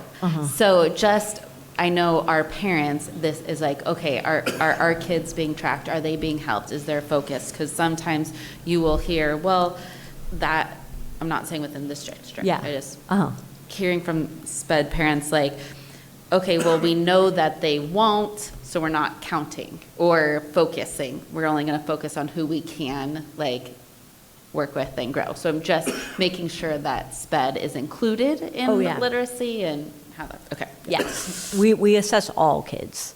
Yeah, we assess all the kids, and then it actually helps with students who might have reading difficulties, because we can put in an intervention and then progress monitor them every 2 weeks and see if the intervention is working. So a student who might be receiving services might get assessed a little bit more and actually get more interventions. And we can target them based on the student's need, because the assessment tells us kind of specifically what the student's struggling with, and then we can be targeted. Yeah, thanks for the question, Brianna. I got a couple questions. Yeah. And some comments. First, I love that you love the data. I think that's great. Because it's great. You're using the data and you're able to measure it. So I like that. Yeah. And then I also wanted to thank you for getting the dibbles into place and everyone else that helped with that 2 years before we had to have that going. So I feel like, we're really ahead of the game here. And we're already getting into the future planning and seeing results and stuff. So thanks for getting that going. I had a question. One of my questions is around technology. Do you find that technology can help you extend your reach beyond, I know we only have so many people on deck to help. Have you used it? Do you have plans to? I'm thinking about in the past, I know some teachers that had a lot of, that Lexia was able to help them a lot, and then for others teachers it didn't help so much, and I just wonder if you have any comments around the technology piece. Yeah, thanks for asking that. That's a good one. Some teachers use Lexia. Lexia is very much like 20 minutes a day max. So I'm a proponent of less technology because kids have so much access to it, but there's really great technological resources for kids. So Lexia is computer adapted, so it adjusts to what the students are able to do. It's super engaging, kids love it, and we can monitor how the students are doing based on Lexia, and they get really excited when they move up levels and they get a certificate and stuff. There's also other reading programs out there that teachers use that improve engagement, or that teachers might just enjoy assigning books through, or that students can read. There's also cool programs that, there's one called Learning Ally, where students can read, it'll read the book aloud to the student, and there's actually one through the library too. So those kinds of resources are really great too, especially like fluency. I love books on tape, for sure, or books on tape, but like audiobooks for kids. Okay, child of the 80s. Yeah, because they help with fluency. So it sounds like it's teacher dependent then. It's not something that's built into your overall program. If you saw up there, one of our programs was Lexia. So what's cool in the classrooms when teachers use Lexia, that also gives them time to do small group instruction with students. So they might have a center where Lexia is one of the centers, a word game is another center, a sort is a center, and then small group, and the kids will switch. Thank you for being here. It's very exciting to see you. All the conversations we've had in the past, and so I was excited about tonight to hear about your work. So a couple questions. I want to make sure I fully understand. The way to understand your work is that you are providing extra assessment, extra instruction, or is it ingrained in the curriculum for each student? Yeah, what is cool is we're actually trying to make it easier on teachers. We're simplifying things. So teachers were getting spread thin because they were using multiple different curriculum, going on Teachers Pay Teacher, trying a bunch of different things, and doing all this work, but the students' achievement wasn't really growing. So what we did was we said, focus on these curriculum. Benchmark, Foundations, Hegarty, and then Lexia for computer support. And we created a scope and sequence to show the teachers how to do all of those things within a 90-minute literacy block. So it's very much like instruction focused and like simplifying it. Gotcha. Okay, that's helpful. And then a couple questions about the statistics.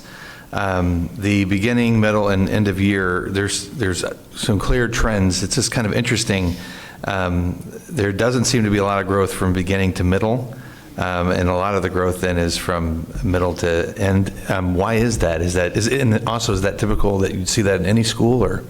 Yeah, it's a little annoying. The benchmark goals in the middle of the year, from the beginning to the middle, they jump up a lot, and then from the middle to the end, they don't jump up that much. So it's like almost like, and so the middle of the year, always when we share the data with the teachers, it's like, okay, hold your breath, because we just need to see the students' growth. Even if they're not at benchmark, we can see if the student grew. So yes, it's common throughout any DIBELS, and DIBELS has been around since the 70s.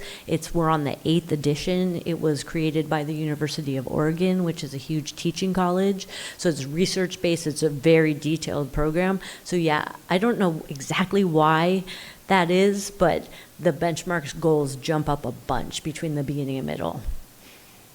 And then my last question is, what impact did COVID have on this situation? Is that something that you feel like we're still dealing with? I noticed, obviously, from year 1 to year 2, some of those numbers were really low, and then they skyrocketed. Is that an impact of COVID? I do think there is still some residuals from COVID. I hope we're getting through it a little bit. One of the major impacts for Cabrillo was we launched Foundations, which is our phonics program, right when COVID hit. And we were so excited about it. We had a Read by 3 committee. We did a bunch of training on Foundations, and then COVID hit. And so we made, this is why I miss Rachel, we made all these videos of every Foundations lesson. So the reading intervention teachers and I took kinder in 2nd grade, another teacher took 3rd grade, and then a teacher took 1st grade. And so there's videos out that some teachers still use sometimes, of us teaching the Foundations lessons. So it really impacted the implementation of that. So it took those, I would say last year was when we really were able to target more, like we are implementing this program with fidelity. So. Thanks again. You're welcome. Thanks, Pete. Kind of maybe along these lines, and maybe this is in the plan in the future, but how are you thinking about it all to identify teachers that might be struggling? I mean, you talked about when we put that in and COVID hit, about how would you identify teachers that might be struggling, and then what we can do to support them to try to help the ones that might be having a harder time than others. Yeah, that's great. This is what it's all about, is teachers asked for more professional development and collaboration. So we are giving them both of those things. And so we want to make sure that we're clear that it's not an individual teacher, it's just honing our instructional practices. You're not doing anything different. You're just honing them and making them stronger. And what can we do to support you? So we have a reading intervention team, and we now are kind of shifting to more of a push-in, pull-out model. So if a teacher needs more support on implementation of a curriculum, we can say, we'll push in and we'll teach some Foundations lessons for you to observe. We're also trying to do with new teachers, have them be able to go around more and observe other teachers. So it's more of just giving them support. And I think we have a lot of ways. And so they're having to ask for the support, though, if they want to get it. A bit. At this point. Yeah. Okay. And when the data chats, we're talking about it too there, so everybody is getting that additional support. And then, and teachers, one of the things I wrote that I didn't say was teachers want to do the best they can. They want their kids to improve. So they are, for the most part, completely eager, saying, what can we do? And seeing a master teacher, even veteran teachers, 20 years, went in to watch another teacher leader, and I got to go to almost all of the data chats, all of the lab sites, and they were just furiously taking notes, walking around classrooms, looking at things on the walls, and like then going back in their classroom and making changes right away. That's awesome. That's great to hear, because It's so we have cool. to do something different, right? Because it hasn't been working very well. So that's really good to hear. Yeah. And you also mentioned pull in, pull out. I think when you pull out, you do it during the school day. One thing I've always wondered is, if you're doing pulling out, why wouldn't you do it after school so that they can have extra and not be missing what's going on at the time? If you have any opinions on that, I'm curious. Yeah, I mean, I think that's the reading intervention teachers are teachers. There's a teacher day. You know, I think there's some talk about different after-school tutoring programs, but it's a staffing, you know, it's a staffing management thing we need to work on or look into.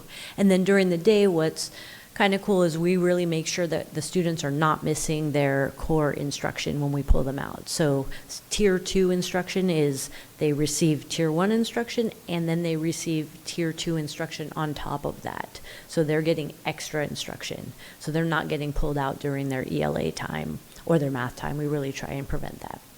And then tier 3 is on top of that. So they're getting it 3 times. Wouldn't it be better to not pull them out, though? I mean, you're just saying it might be, but it's not ideal with how the schedules work. Yeah. Is that, okay. Yeah. And teachers in the classroom can also do, so sometimes we'll do push-in, so that's kind of a cool model. And it's what's cool is we're very responsive to what teachers needs and what the students needs. So if there's some classrooms at Hatch last year where the teacher was pushing, the reading intervention team was pushing in so that it allowed for the teacher to take a group, the reading intervention teacher to take a group, and then 2 groups were doing independent work, and then it cycled around. Great, thanks. Yeah, you're welcome. I just want to, the way you explain things is just very wonderful and easy to comprehend, so thank you. Oh, you're welcome. I had one question, and now it's like a 3-part question that I think I can all ask at one time, but then I started thinking of other things. Are all teachers, can every elementary parent in CUSD know that their teacher is doing the same curriculum? How does Spanish immersion fit into this? And is the 90-minute literacy block 90 minutes a day? And yeah, okay. Yeah, 90 minutes a day. So we are, by creating the scope and sequence, I guess it's hard to say what every teacher is doing. I don't feel like I could make a guarantee that every teacher is doing that. I think what is cool about what we're doing is you put something out there and 75% of people take to it right away and the rest of people are a little bit reluctant. And then once the rest of the people start seeing that it's working, they are like, now I want to do that. Now I want to do that. So we're definitely at that inflection point that people are wanting to do it, and we're trying to make it easier for them to do it. So that's part of what my work is, I think, is to make it easy for teachers to say yes to what we're doing. And then your question on immersion is, I'm working closely, I'm kind of newer to working with Hatch more closely, so we have this block for English where we know we need to make the same thing for their Spanish instruction. So we don't have anything like this right now for the Spanish instruction, but for English instruction, for sure. We do know we haven't, go ahead, Dr. I was just gonna chime in there. We should be having a 90-minute block in Spanish as well. In Spanish. We are working, we just met with GABE yesterday with our site leadership team. GABE is the California Association of Bilingual Educators. We're gonna contract with them. They're gonna come out and look at our SIPA program as a whole, tell us what works really well and what are some of the holes, if any, and how we might strengthen our program. We haven't done that in some time. And so Mr. Castillo yesterday sat with all our principals, our site administration reps, and from the high school all the way down to the elementary site, right? The next step is, that's just the planning session. The next step now is to bring in parents from the SIPA program and to also talk to our teachers, find out what they need. So they'll do a discovery, they'll look at all the data over the years, right? And then we'll look at how do we strengthen that program overall. But it should be equivalent. The Spanish immersion programs that I'm used to has the same amount of time, 90 minutes and 90 minutes, right? Should be the same. What gets taught there is a little bit differently, different because in Spanish, the syllabus or the phonics piece is way simpler than the English language, for sure, so. So are kids in Spanish immersion getting the DIBELS test? Is Yeah. in English? In both. In both, okay. So we're assessing all kids in their instructional language is English and Spanish. Okay, thanks. I just want to, any more questions? Great. I just want to thank Dr. Batia, the Big Lift partners that we have, Rachel Sage for leading us, our literacy coaches, and our teachers in the trenches. I mean, I taught first and third grade, and there's nothing more passionate for me than literacy. So when I first came over, we talked about that literacy block. How do we protect the core? How do we make sure that we've got 180 days, we maximize those 180 days, and we protect that 90-minute block. On top of that, we still have some work to do with math, right? And so, but Rachel, I thank you and your staff and your colleagues that work with, and again, I want to thank our teachers that are out there every day doing what they do. Yeah. Thanks. Yeah. Thank you for your time. Thank you, guys. Thank you. Thank you. Thank you so much. Our next item, 3B, approval of the declaration of need for fully qualified educators for the 2025-2026 school year. That's an action. So annually, the Cabrillo Unified School Governing Board has approved to the California Commission on Teacher Credentialing a declaration of need to ensure full staffing for the district. The Human Resources Department is bringing forth the declaration of need in order to comply with the Governing Board resolution allowing a local equivalency option for our transitional education educators. And in California, the declaration of need is a document submitted by a school district, county office or education, other employing agency to the California Commission on Teacher Credentialing, CTC. It indicates that the agency's need for emergency or limited assignment teachers for specific school, for the school year that allows the agency to employ individuals on emergency permits while they work towards their full credentialing program. Motion and a second.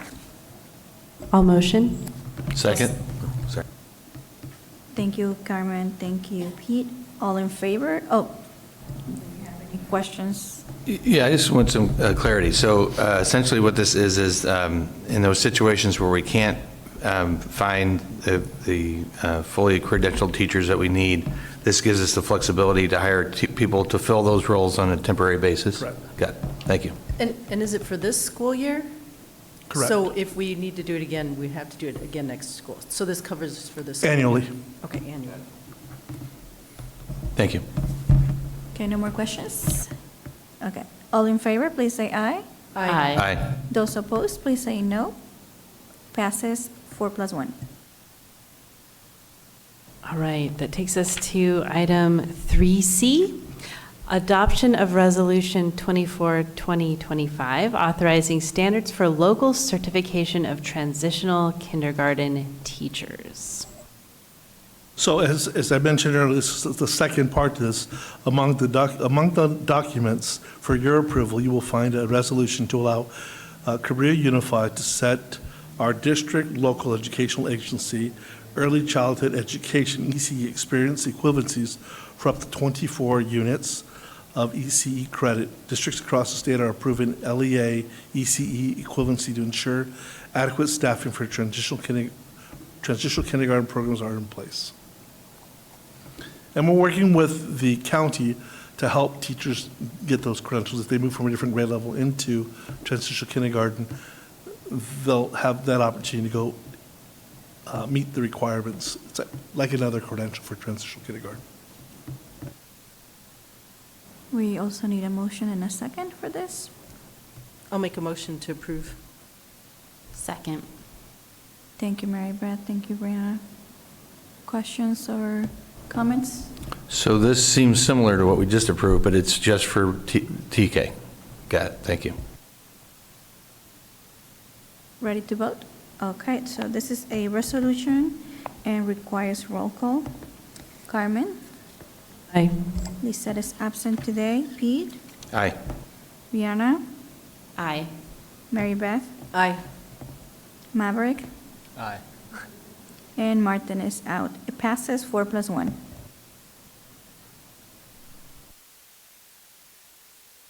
All right, this takes us to item 3D, adoption of Resolution 22-2025, designating authorized representatives of Cabrillo Unified School District as signatories effective August 21st, 2025.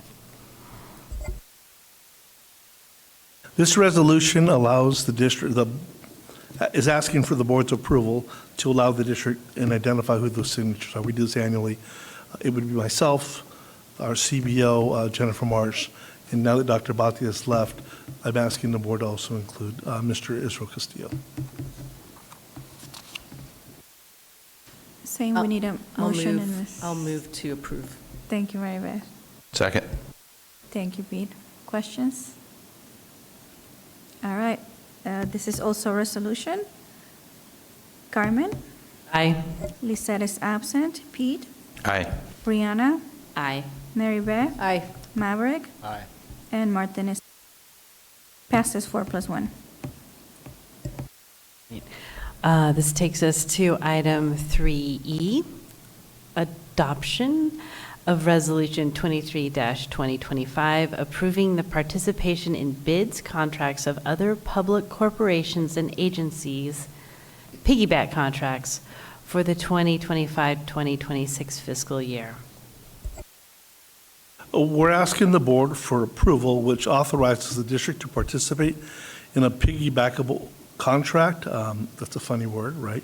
Piggyback contract with other public agencies for the 25-26 fiscal year. The process permitted under the Public Contract Code allows the district to procure, I apologize, I don't have my glasses, and these are my driving glasses. They don't really work.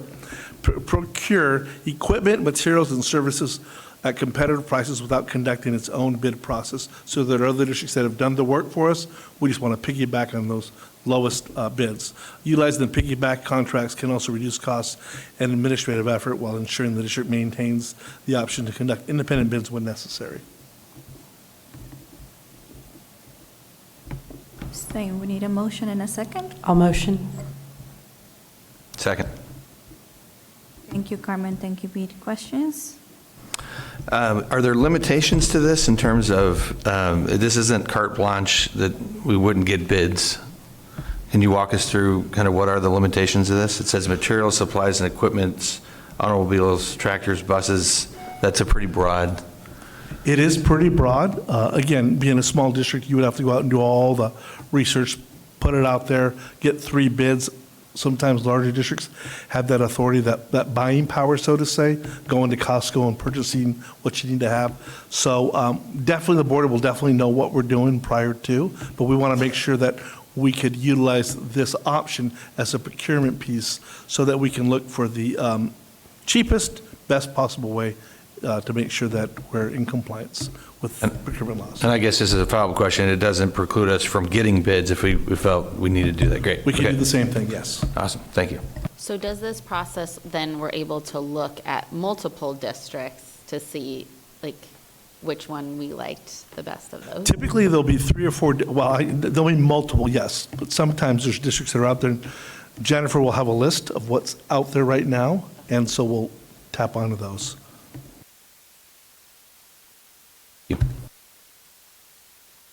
Are we ready to vote? All right. Also, this is a resolution. Carmen? Aye. Lisette? Oh, Lisette is absent. Pete? Aye. Brianna? Aye. Mary Beth? Maverick? Aye. And Martin is absent. 4+1. All right, that takes us to item F, authorization of shade structure construction at Hatch Elementary School. The item seeks board approval to construct a permanent shade structure at Hatch Elementary School to provide a safe, shaded outdoor space for students.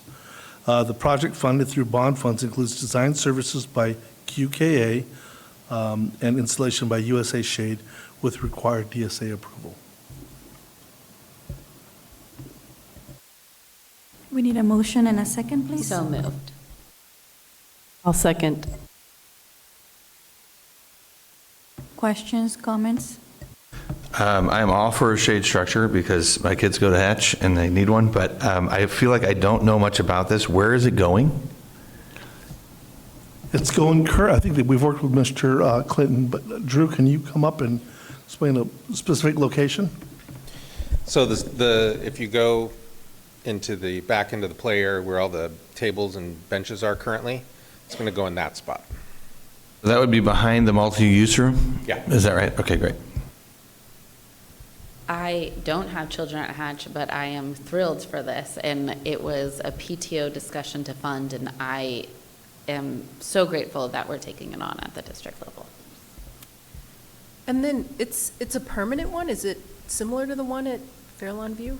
It looked like more tent-like. No, well, it's not made out of steel like like that one. I mean, it's going to steel like that because the one at Fairlawn View's got these huge iron, posts. This one is got rounded steel posts on the end that come together, but it's got a canvas cover that goes over the top. It is rated up, I believe it's rated up to hurricane strength winds and stuff like that. That was my next question. Yeah. Because I'm like, that thing's not going to last. The USA Shade is actually based in Texas, and so they're more accustomed to tornadoes, which I didn't think was really a thing that happened here a lot until I saw that we had one in Scotts Valley. So, it is rated to handle the weather. Well, nothing's going to handle a tornado, so, whatever. So, Okay, and then does the canvas get replaced after a certain amount of years, or? Yeah, I mean, they They do last a very long time, but that would be something Like, that we how would. long do they last? I'm just curious. I would have to look at what the warranty is on it, but I believe it should be I at think it's least 10 years. No, I thought it was 15 to 20 years. Oh. That we put them up in Buena Park, about 15, Yeah. 20 years. Oh, Okay, wow, so it's heavy. Yeah, Okay. and this is one of the first things that I think the Hatch leadership, PTO leadership and parents, when they first met with me, that was one of the biggest things that was on their bucket list that we did not finish from the previous bond. So we're trying to catch up with some of these things that we need to do to make sure that we're doing what we need to do for our kids. Thank you. Are we ready to vote? All right, all in favor, please say aye. Aye. Those opposed, please say no. Passes 4+1. All right, this takes us to item G, approval of the facilities master plan for Half Moon Bay High School. We heard the report earlier at our special session. The board actually had an opportunity of a special session. The plan outlines the current facility conditions, identifies priority areas for improvement, and guides future capital projects without additional fiscal impact. The board approval will allow staff to begin developing project recommendations and cost estimates for future consideration. I'm asking the board for their approval. So we need a motion and a second. I move. Second. Do we have any questions or comments? All right. All in favor, please say aye. Aye. Those opposed, please say no. Passes 4+1. Thank you. We'll start working on the next piece of the priority list for the board. Right, that takes us to item 4, communications. Item A, so public comments on non-agenda or consent items. We have 0 tonight. 0. Okay, thank you. That takes us to item 4B, employee organizations report. Number 1, Cabrillo Unified Teachers Association.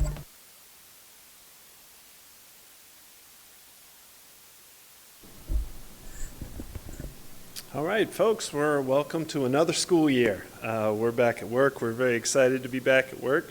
And in some ways, we have come a long, long way in the last year. Last year at this time, CUTA was completely immersed in strike prep. And we were all very nervous. We were all very tense. We're a little more relaxed this year, both board and teachers union and community all together. Okay. And in the last year, the community has shown us that they are very pro-education. Okay, we have a bond measure that we're talking a lot about at board measures that was approved by the community. We have a parcel tax that was approved by the community. A lot of changes have taken place. We have 2 new board members. We have a new superintendent. And we would all agree that we're in a much better situation now than we were a year ago. Okay, but that's also a little bit challenging because we're a year different. And we're facing all sorts of things that we didn't face before, okay? There are some similarities. We still have a teacher retention and recruitment problem. Education funding, as we know, is a huge challenge right now. You know, in the state of California, we had some money taken away and then give it back from the federal government. So, you know, we're facing some very difficult times, and we have to continue to work together.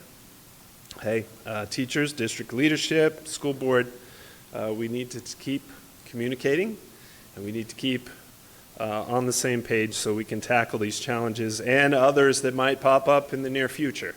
Okay. This week I had lunch with Dr. Miramontes. I have another lunch set up with one of our board members. The rest of you folks, check your emails, because I'm going to try and get to all of you so we can talk about teachers' point of view on a number of these issues that come up in the school district. Thank you. All right, thank you. John, do we have someone from California School Employee Association? All right, okay. All right, moving on. All right, this takes us to the consent agenda. Items listed under the consent agenda are of a routine nature and not anticipated for board discussion. The superintendent recommends their approval. If any board member requests the removal of an item from the consent agenda, it shall be taken off and individually considered as a regular agenda item. The consent agenda requires a motion, a second, and approval by a roll call vote. Each item approved by the governing board on the consent agenda is considered in full and adopted as recommended. All right. This item requires roll call, but first let me ask for a motion and a second. Yeah, motion. So. Second. Thank you. Carmen? Aye. Lisette is absent today. Pete? Aye. Brianna? Aye. Mary Beth? Aye. Maverick? Aye. And Martin is absent. Passes 4+1.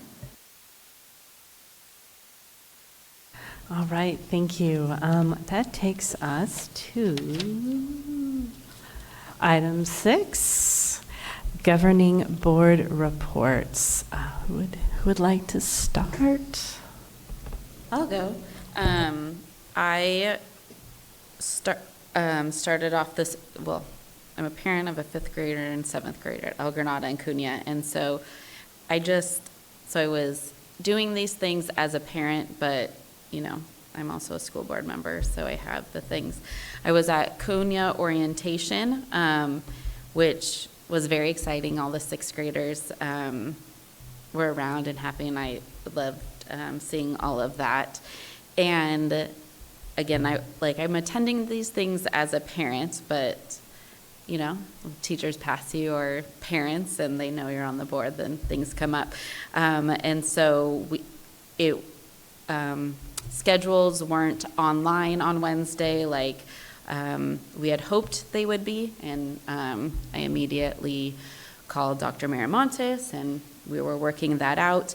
And so there were really great things, and I want to acknowledge that not everything is perfect, and we hear you and see that, and it is something that I know for me as a priority is to try and get into the school year without too many kinks, and meeting with Dr. Miramontes is in the same boat. So this is, you know, still a goal, and we're going to try and get there. As a parent, I attended the Cunha and El Granada PTO meetings, and I just have to give a shout out. I'm always just going to shout out our PTOs. Like, both of those meetings were the highest attendance I had ever seen, and I've been attending PTO meetings for many, many years. And it was just so great to see all the new faces and the excitement. And keep going, keep going if you're parents. It's just the great opportunity to get to know really what's going on at your school and in the district and how you can help. So I hope to see those meetings continue. And I got to see the El Granada Elementary new building. My daughter, because she's a fifth grader, not my daughter, but because she's a fifth grader, she gets to be in the new building. And it brought tears. My son was in preschool when we passed Measure M. That was supposed to be focused on El Granada and Fairlawn View. He's now a seventh grader, but my fifth grader gets to be in there. And there is nothing like the views that those classrooms have. It's incredible, and they're using it. My daughter already said, they went outside and read. One of the fourth grade classes, there's been pelicans and birds, there's lots of fish, something, and I know they're fish, but I don't know what type of fish. They're fish, some type of fish is in the ocean right now. And so they all went out and just watched right outside of their classroom. And it's just amazing. And I love seeing our bond dollars at work. And now that we're getting to the high school, it takes time, and it will take time. But once you get there, it's amazing for everyone. And I'm just really excited about that. I have not seen Fairlawn View done, and I'll probably I will ask Amy for a little tour, but I've heard amazing things from Fairlawn View parents about what it looks like there now. So thank you to everyone who's making all of this happen, and I can't wait to see it continue. Anybody else? I can go. I just wanted to congratulate people on a nice summer school program that happened this summer. I was at the graduation for the Big Lift stuff, so it was nice to see all those kids and everything that happened this summer. So thank you to all our employees that worked this summer and made learning fun for the summer. And I also want to welcome everyone back to the school year. Looking forward to everything.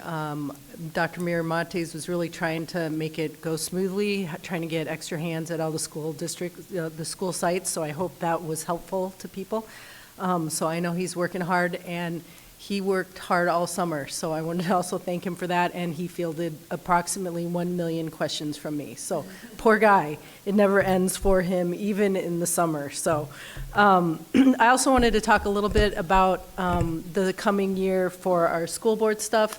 On Monday night, there was an invitation to all school board members and superintendents to come to a meeting with the San Mateo County, our San Mateo School Boards Association meeting, just to plan for the year. And part of the idea of that is they're trying to get everyone involved, not just the members on the board, but everyone to hear their ideas of what kind of education we might want to see as board members for the year. So there's really interesting meeting, 3 hours long, so it was a long one, but there's a lot of good ideas that came out of it. So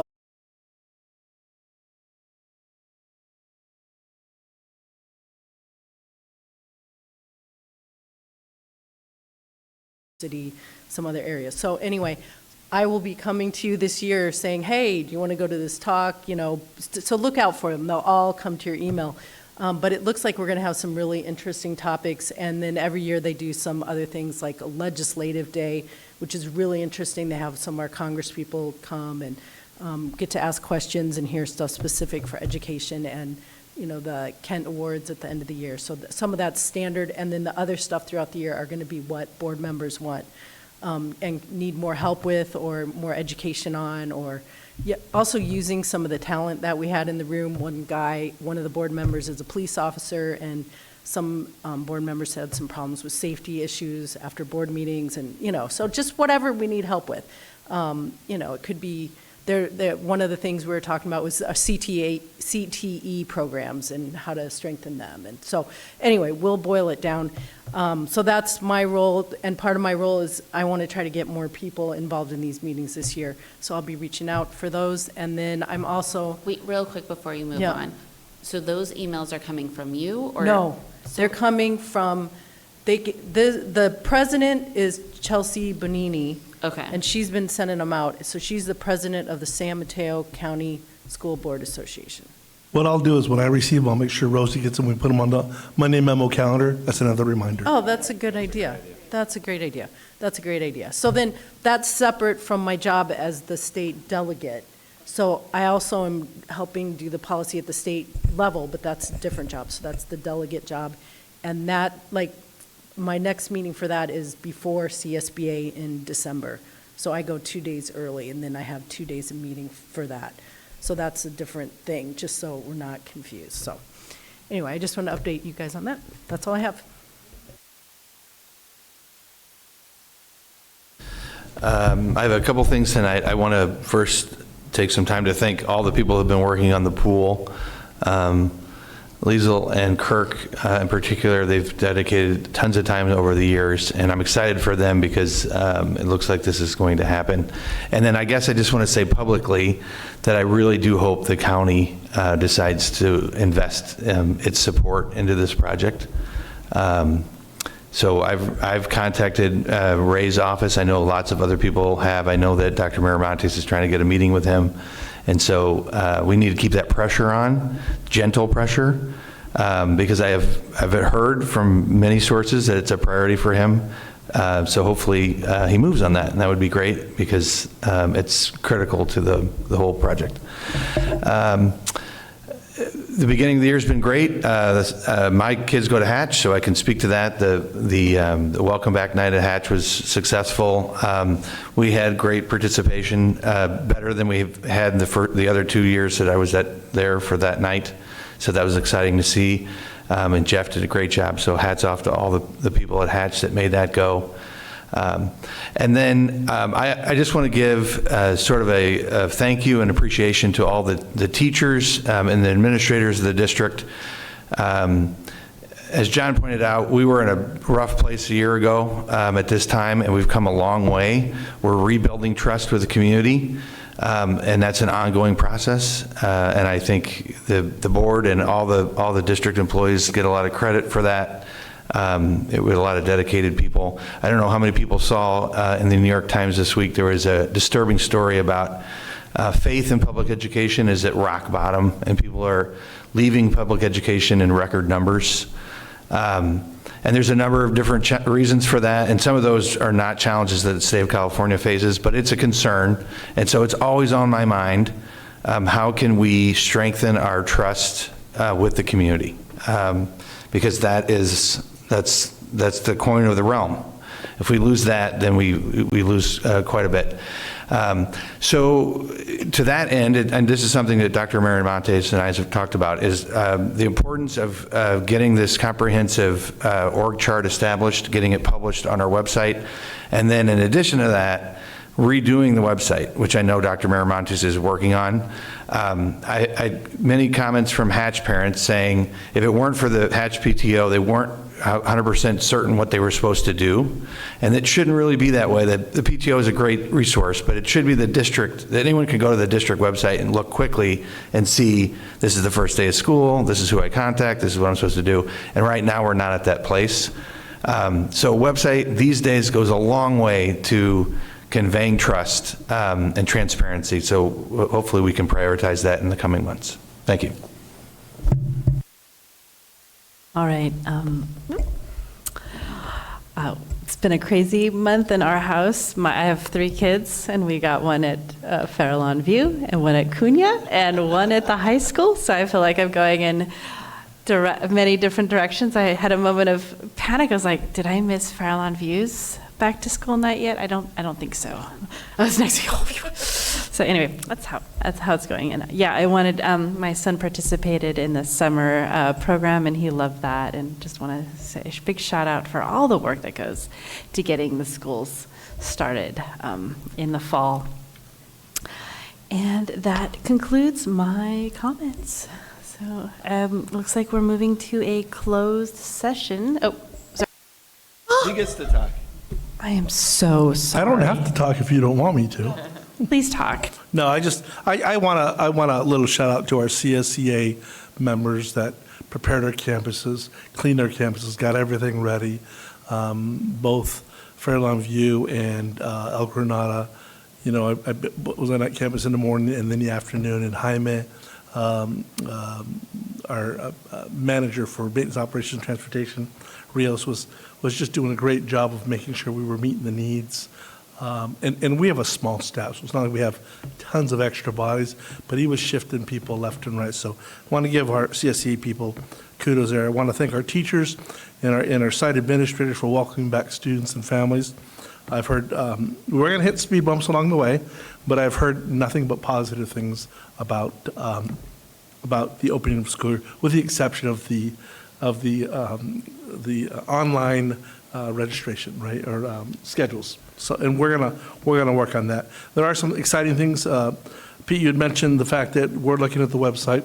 The website is tough, especially when you're in a smaller school district. Who manages that? How do you update it? It's hard at a big district, but they can hire a webmaster. So we have some ideas. I've been working with Rosie. I'll be meeting with Stig and team next week. But IT's job really is to make sure it works, not really to update it. So we don't have anybody identified to update it, but we have a plan on how to do this. We're working with a company on what website we might be using. So that's in progress right now. And then, you know, I did attend back to school night at Kings Mountain the other day, well attended. I was at Hatch last night, well attended, right? And then just some things to look for. We talked about the website. We talked about CABE. We talked about CTE, strengthening that piece with Lisa Longacre moving into the interim role as the assistant principal. We're going to look at some consultants. So I'm working with some consultants to do some of the work in the meantime. Educator Co-op, who does a phenomenal job up and down the state nationally. They've got some consultants that we're going to be able to work with. We're looking at, and I did explain to Mr. Carey the fact that AI is out there, right? And we need to stay in step with technology. And so looking at bringing on some teachers to look at that, right? And really understand what it is. So some training for computer science, coding, robotics, and AI I'd like to bring forward for the board, for our students and staff. And then mathematical frameworks have been updated, right? We need to get our elementary teachers trained and to understand what that overview looks like. So I want to thank Mr. Castillo, who's already got an assessment calendar, who's already got a professional development calendar, who's already got everything penciled out, working on contracts, putting the information well in advance, booking our substitute teachers, right? So we have substitute teachers, and then informing our school sites with principals and teachers so that they know that, yes, in this coming month, we're going to be looking at the mathematical frameworks and giving them an in-depth overview, and then looking at a math committee so we can start piloting and adopting our math curriculum moving forward. And then, again, I want to thank this board in advance. It's not an easy role. It takes a lot of time. And just want to thank you guys for what you guys do each and every day. Thank you. Thank you, Dr. Miramontes. My apologies. Now, item 7, closed session. Let's see here. We have, turn in the page. We will be discussing confidential student matters and conference with legal counsel. All right. And that's it. All right. Thank you.